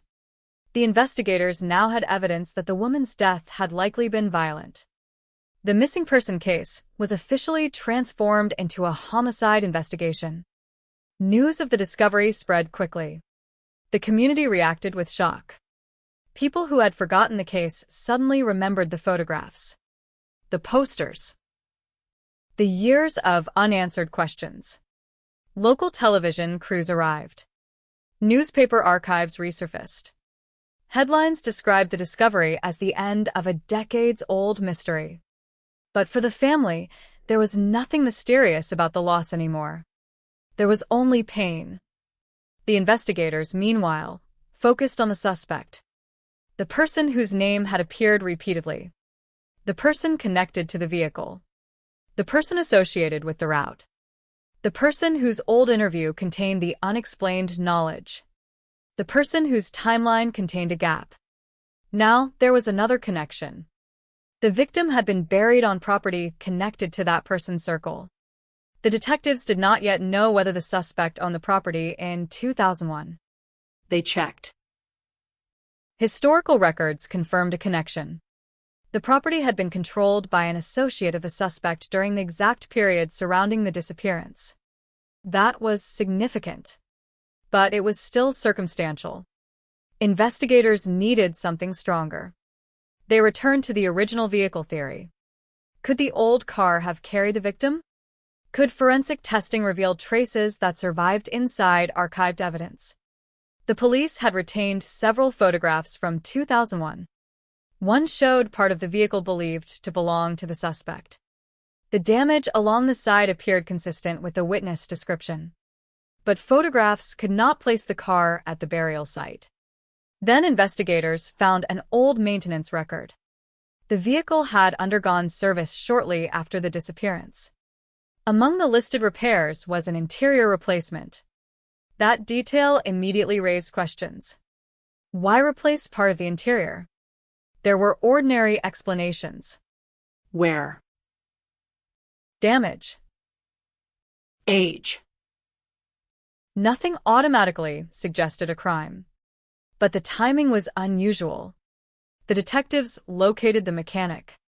He was still alive. Now much older. He agreed to speak. At first, he remembered almost nothing. Then the detectives showed him photographs. The mechanic stared at the vehicle. He recognized it. He remembered the repairs. He remembered that the owner had seemed unusually anxious. He remembered being asked whether anyone had noticed the smell. The detective stopped. What smell? The mechanic hesitated. He said the vehicle had smelled strange. Strong. Chemical. He could not describe it precisely. He had assumed someone had spilled something. The detective asked when this happened. The mechanic gave an approximate date. It was only days after the disappearance. That was not enough for an arrest. But it was another piece. Investigators then examined whether the interior replacement had removed material that might once have contained biological evidence. They contacted the company that supplied the replacement components. Records showed which sections had been removed. Some parts had likely been discarded. Others might have survived in storage. The investigators searched. The chances were minimal. But cold cases survive on minimal chances. One discarded component had actually remained in a storage facility. It had been forgotten. 23 years old. Dusty. Unremarkable. The police secured it. Forensic analysts examined the material. There were no obvious stains. No visible blood. Nothing that looked useful. Then advanced testing began. The laboratory extracted trace material from a seam. The result was inconclusive. They tried again. This time, a partial genetic profile emerged. It did not match the victim. It did not match the suspect. But it suggested contact with another person. The investigators now had a new problem. Who was the unknown contributor? The answer could explain how the victim came into contact with the vehicle. Or it could be completely unrelated. The detectives built a list. Anyone who had used the vehicle. Anyone who had repaired it. Anyone who had lived with the suspect. Anyone who might have entered it. The search began. But before investigators could identify the unknown profile, another forensic discovery changed everything. The old biological sample from the original evidence was retested using an even more sensitive method. The laboratory produced a stronger profile than before. And this time, investigators had something to compare it with. A familial reference. The result indicated a genetic relationship to the suspect. Not a direct match. A close family connection. The detectives looked at one another. The suspect might not have left the original trace, but someone biologically related to the suspect had. That could mean many things. A relative. A sibling. A child. A parent. It did not prove involvement. Yet suddenly the investigation had moved beyond a single person. The circle was widening. The detectives searched the suspect's family history. One relative stood out. A person who had been living nearby in 2001. A person who had access to the same property. A person who had never been interviewed during the original investigation. The relative was no longer living in Ohio, but records showed they had moved shortly after the disappearance. And there was something else. The relative had used the suspect's vehicle. Frequently. The investigators returned to the old repair records. The unknown biological profile. The property.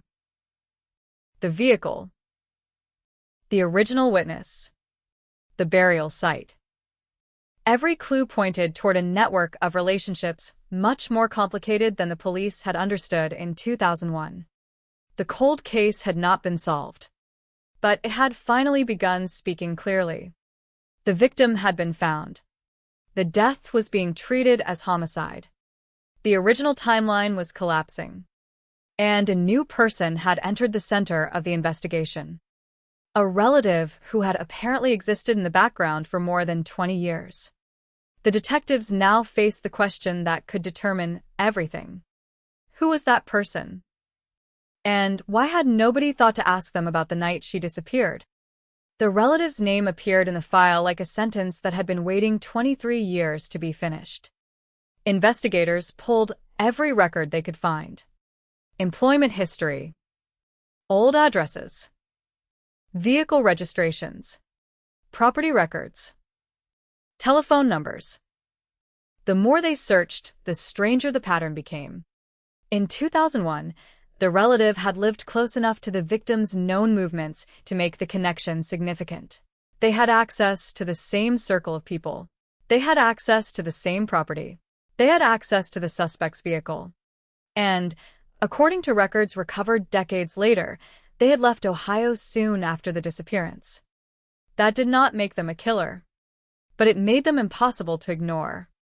The detectives needed to know why the person had never been interviewed. The answer was buried in a mundane detail. In the original investigation, the relative's name had appeared only as a family connection. Nothing in the reports suggested they had any direct relationship with the victim.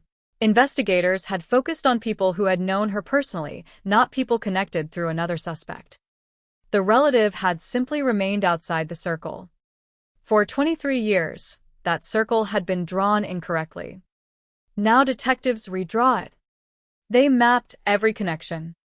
The victim, the suspect, the relative, the property, the vehicle, the phone records, the burial site, the old witness. What had once looked like random fragments began forming a sequence. The victim disappeared. The vehicle was seen. The property became important. The suspect's story developed gaps. The relative left the area. And the old biological evidence pointed toward a family connection. Investigators still needed proof of what happened between those points. So they found the relative. The interview took place far from Ohio. The person was older now. The face had changed. The voice was different. But memory has its own way of surviving. The detectives did not begin with the disappearance. They began with ordinary life. Where were you living in 2001? Where were you working?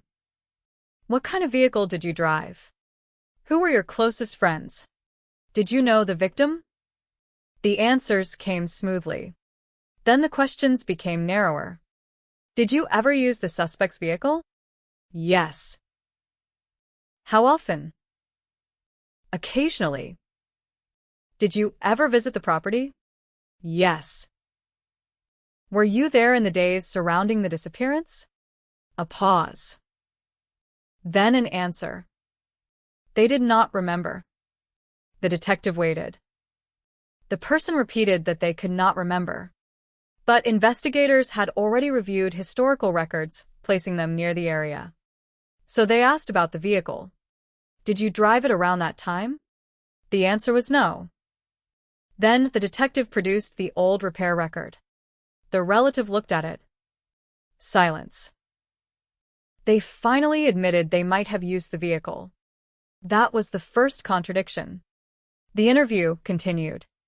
Investigators asked whether they had ever seen the victim. The answer was still no. Then they produced a photograph. The person studied it for several seconds. I may have seen her once. That was the second contradiction. The detectives did not react. They asked where. The relative could not remember. They asked when. Again, uncertainty. The interview moved slowly. Every contradiction was documented. The investigators were not trying to force a confession. They were building a timeline.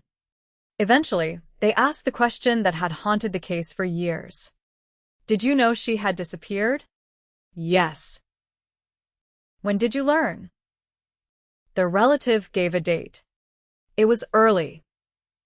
Too early. According to the records, that information should not yet have been widely available. The detective looked down at the file. Then back at the interviewee. How did you know? The person said a family member had told them. Which family member? No answer. The detective repeated the question. Still no answer. The room became silent. That moment mattered more than any accusation. Because knowledge has a timeline. People can know things for innocent reasons. But when a person knows something before they should, investigators ask why. The detectives left the interview without a confession. They had something else. A contradiction that could be tested. They returned to Ohio and examined the telephone records again. Who had called the relative after the disappearance? Who had called the suspect? Were there calls between the two? The old records were incomplete, but enough information survived to identify a pattern of communication. The relative had contacted the suspect repeatedly during the exact period surrounding the disappearance. Then the calls stopped. Not gradually. Suddenly. For several days, there was almost complete silence between them. Investigators compared that silence with the known timeline. It matched the period during which the vehicle was reportedly being repaired. Then the calls resumed. The connection was difficult to dismiss. Still, prosecutors would need more. The detectives returned to the burial site. The forensic team re-examined the recovered evidence. One of the clothing fragments showed a tiny trace of another material. A residue. Partially degraded. The laboratory could not immediately identify it, but modern chemical analysis provided clues. It appeared consistent with a substance used in industrial cleaning. The detectives thought back to the suspect's known activities, then to the relative's employment. And there it was. The relative had worked around industrial chemicals, not at the exact property, but in an environment where similar substances were common. Again, this was not proof.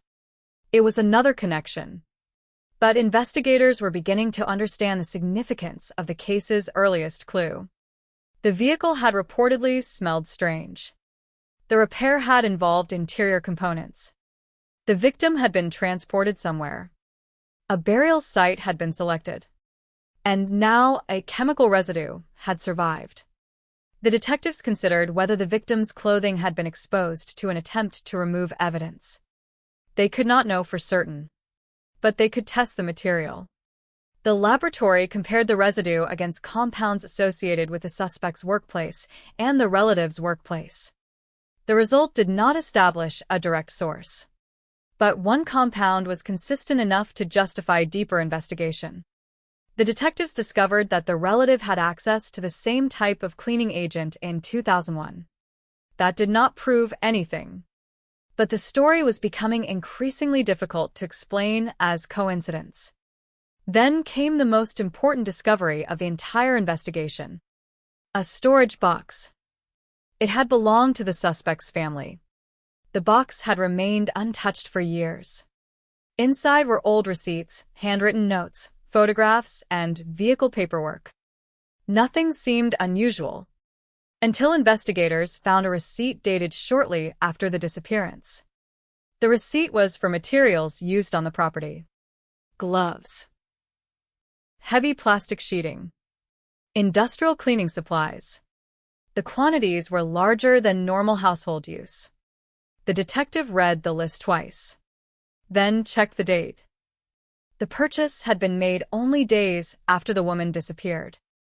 That did not prove the supplies were connected to her death. There were legitimate reasons someone might buy cleaning products, but investigators now had to ask why those exact materials had been purchased. The receipt included a store location. The detectives contacted the business. Records showed who had made the purchase. The name belonged to the relative. For the first time, the investigators had something more tangible than memory: a purchase, A date. a person, a property, and a disappearing woman. The relative was now formally treated as a person of interest. But the investigators still did not know whether that person acted alone. The biological evidence suggested a family connection. The vehicle connected the group. The property connected the route. The burial site connected everything physically. Yet the biggest question remained unanswered. Why would the relative have helped? Money? Fear? Loyalty? Blackmail? Or was the relative the person who had actually committed the murder? The detectives revisited the victim's final days. They looked for any connection between her and the relative. They found one. It was indirect. A mutual acquaintance. A social gathering. A conversation remembered by someone who had never thought it mattered. The witness said the victim had once become uncomfortable after hearing the relative's name. At the time, nobody had asked why. Now the detectives asked. The witness remembered a warning. Not a threat. A warning. The victim had reportedly been told to stay away from certain people. The witness could not remember whether the warning referred to the suspect or the relative, but the connection existed. Investigators checked whether the victim and the relative had been in the same place before the disappearance. They found no definitive record. Then they found a photograph.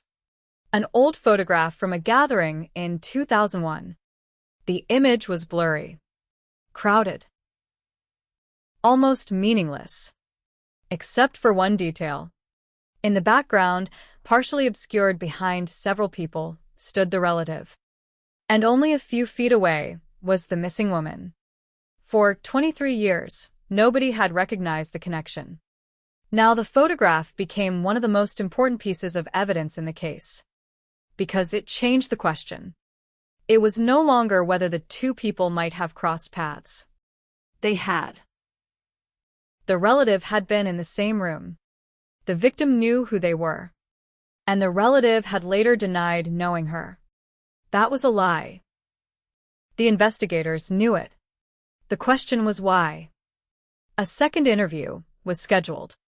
This time, the detective placed the photograph on the table. No accusations.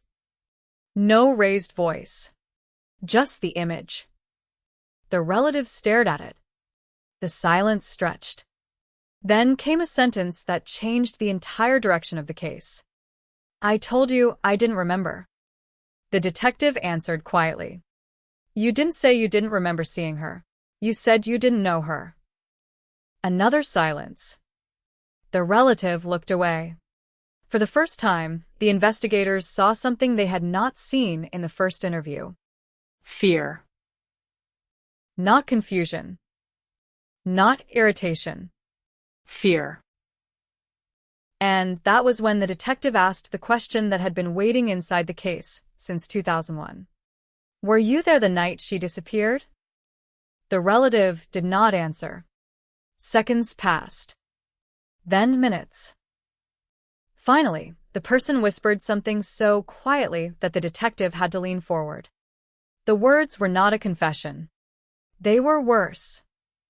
They were a partial admission that placed the relative inside the timeline on the exact night the woman vanished. For 23 years, the case had been built around the idea that she disappeared without a witness. Now investigators had a witness who was placing themselves directly at the center of the night. And if the relative was telling the truth, then the original investigation had missed the most important person in the entire story. The detectives knew the case had reached a dangerous point. They could see the outline of what happened.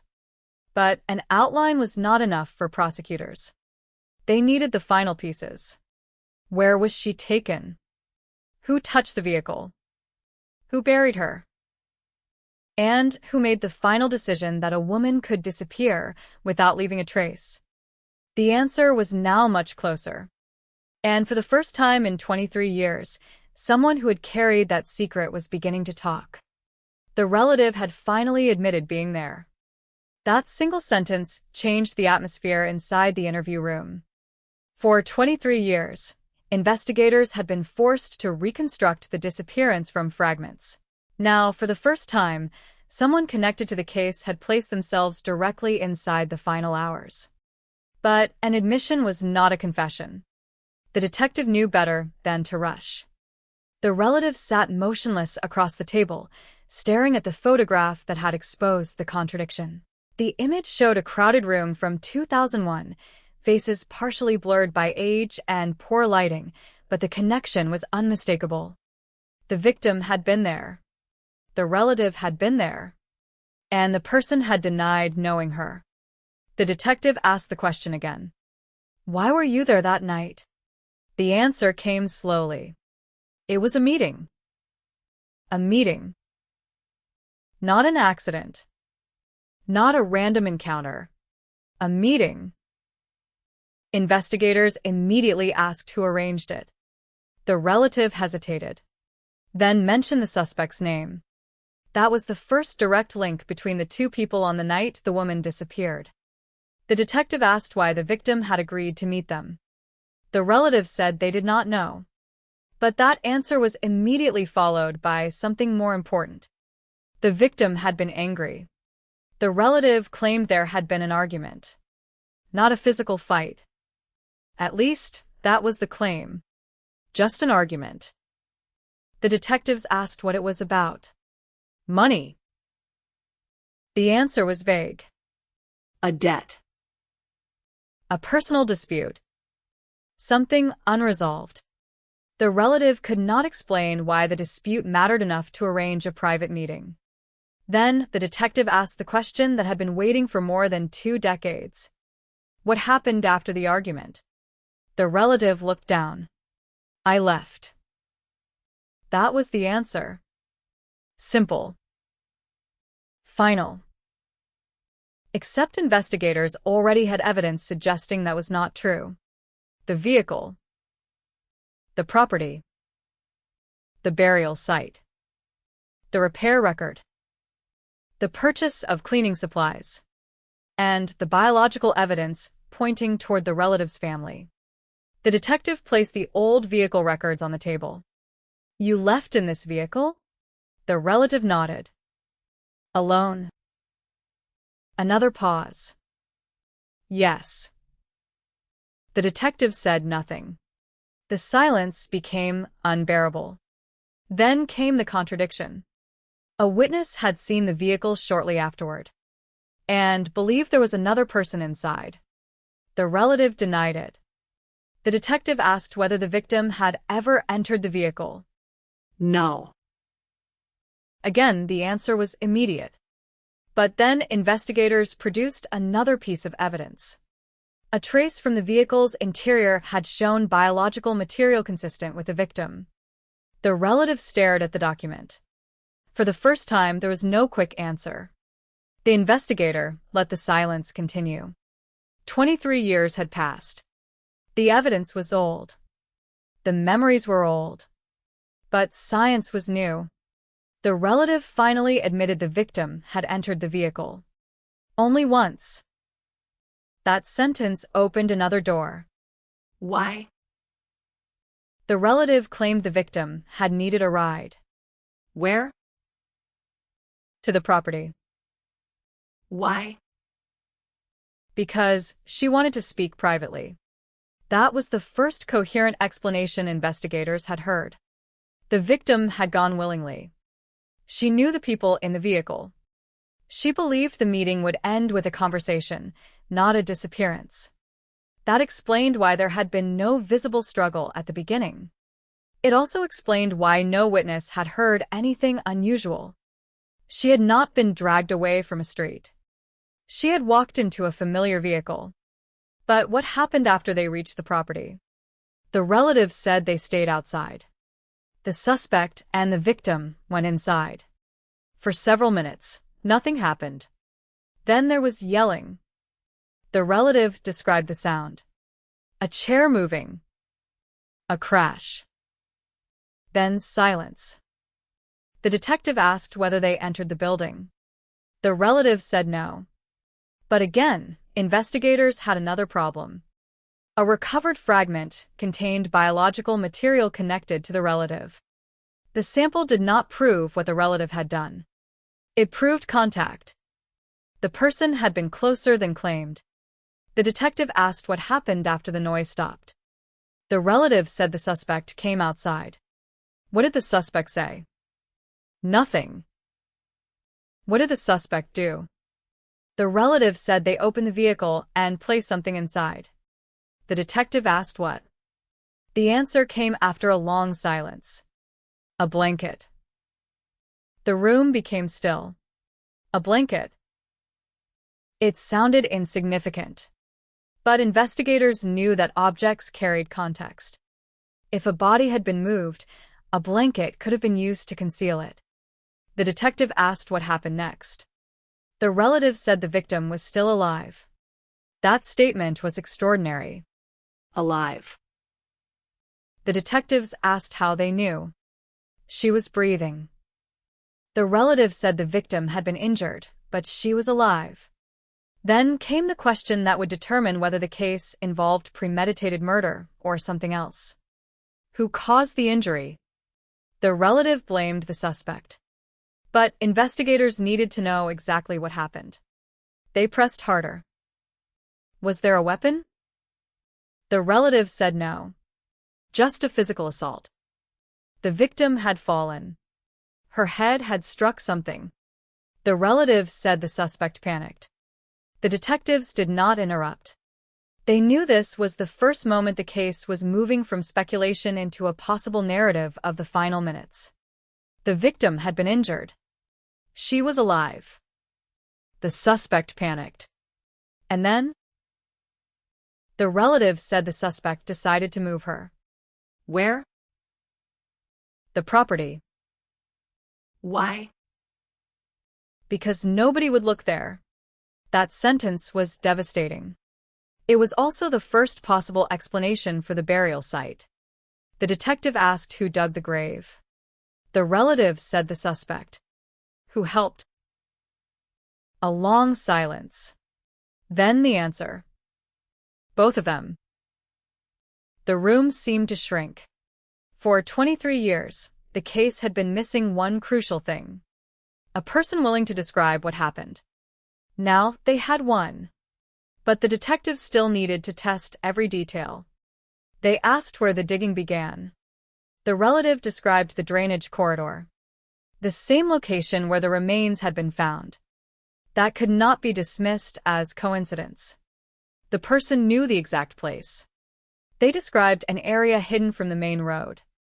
A place where vegetation created a natural barrier. A place that could conceal activity after dark. The detectives checked the description against photographs from the excavation. It matched. Then came another detail. The relative described a piece of clothing recovered near the remains. At the time of the excavation, that detail had not been made public. The relative knew. That was powerful. The detectives now believed the interviewee was describing information known only to someone directly connected to the burial. But the relative was not finished. They said the suspect had insisted the victim's belongings be removed. Some were destroyed. Others were discarded. The purpose was simple. Make the disappearance look like a voluntary departure. That explained why important personal items had been left behind at some locations while other possessions were missing. It also explained one of the earliest mysteries. Why had the original investigation failed to establish a clear travel plan? Because there never had been one. The appearance of disappearance had been manufactured. The victim had not left. She had been hidden. Investigators asked about the phone. The relative said the suspect had attempted to create confusion by making it appear that the victim might have intended to leave. The exact method remained unclear. But now investigators had a possible motive for the fragmented timeline. Someone had deliberately created uncertainty. The detectives turned to the question of motive. Why kill her? The relative said the argument was about money. But investigators were not satisfied. Money alone did not explain the violence. They asked what kind of debt. The answer involved a private financial agreement. A dispute that had grown over time. The victim believed she was owed money. The suspect believed she had threatened to expose something if she was not paid. The detectives asked what she had threatened to expose. The relative refused to answer. Not because they did not know. Because they were afraid. The detectives pressed again. Finally, the relative revealed that the suspect had been involved in dishonest financial dealings. The victim had discovered them. She had confronted the suspect. The meeting had been arranged to stop her from going to the authorities. That changed the motive completely. The disappearance was no longer an unexplained act of violence. It may have been an attempt to silence a witness. The investigators checked old records immediately. Financial discrepancies. Unusual transactions. A pattern of payments. The records existed. They had simply never been connected to the victim. In 2001, investigators had been searching for a missing woman. They had not known they were potentially looking at a financial crime. Now the motive was becoming visible. Still, one final question remained. Why had the relative helped? The answer was complicated. Fear. Family pressure. A belief that the suspect would destroy their life if they refused. The relative claimed they had not expected the victim to die. They said the original plan was intimidation. A confrontation. A warning. But the victim's injury changed everything. The relative admitted helping move her, helping transport her, helping bury her, and then helping hide the evidence. That was no longer mere presence. It was participation. The detectives left the interview room with a confession that was still incomplete, but with enough detail to begin verifying the entire story. They returned to the property. They checked the burial site. They compared the location described by the relative with the exact excavation coordinates. The match was precise. Then they revisited the vehicle evidence. The blanket. The interior repair. The biological material. The strange chemical residue. The old witness account. One detail after another fit. The detectives now believed they were looking at a coordinated cover-up. But they still needed to know whether the suspect had acted alone before the burial. That question mattered because the relative had described the suspect as the person responsible for the initial assault. If that claim was true, prosecutors would need evidence beyond a reluctant confession. The investigators returned to the medical findings. The victim's injuries were consistent with blunt force trauma. The pattern suggested a violent impact. It did not prove exactly how the injury occurred, but it was compatible with the account. Then another breakthrough arrived. Forensic examination of the recovered metal fragment showed that it could have been associated with an object inside the property. An object that the relative had described during the interview. The detectives searched the old property records. The object had once existed there. It was no longer present. But photographs from 2001 showed something similar in the background. The image was blurry. Yet the shape appeared consistent. Now the investigators had physical evidence supporting part of the account. The case was no longer simply a story told by one person trying to save themselves. It was becoming a story supported by the ground, the vehicle, the timeline, the records, and the forensic evidence. The victim had been found. The property had been identified. The vehicle had been connected. The motive had emerged. The relative had admitted participation. And one person still remained at the center of the case. The original suspect. The person whose name had appeared in the investigation for years, but had never been charged. The person the relative claimed had struck the victim. The person who, according to the new evidence, had controlled the property, the vehicle, and the plan to conceal the crime. Investigators now had to confront the hardest question of all. Would the evidence be strong enough to force the suspect to answer for what happened in 2001? Because after 23 years, the case had finally reached the point where suspicion was no longer enough. They needed an arrest. They needed a courtroom. And they needed the truth to survive every challenge the defense could bring. The next move would decide whether this cold case finally ended with justice, or whether the person at the center of it would find one last way to escape.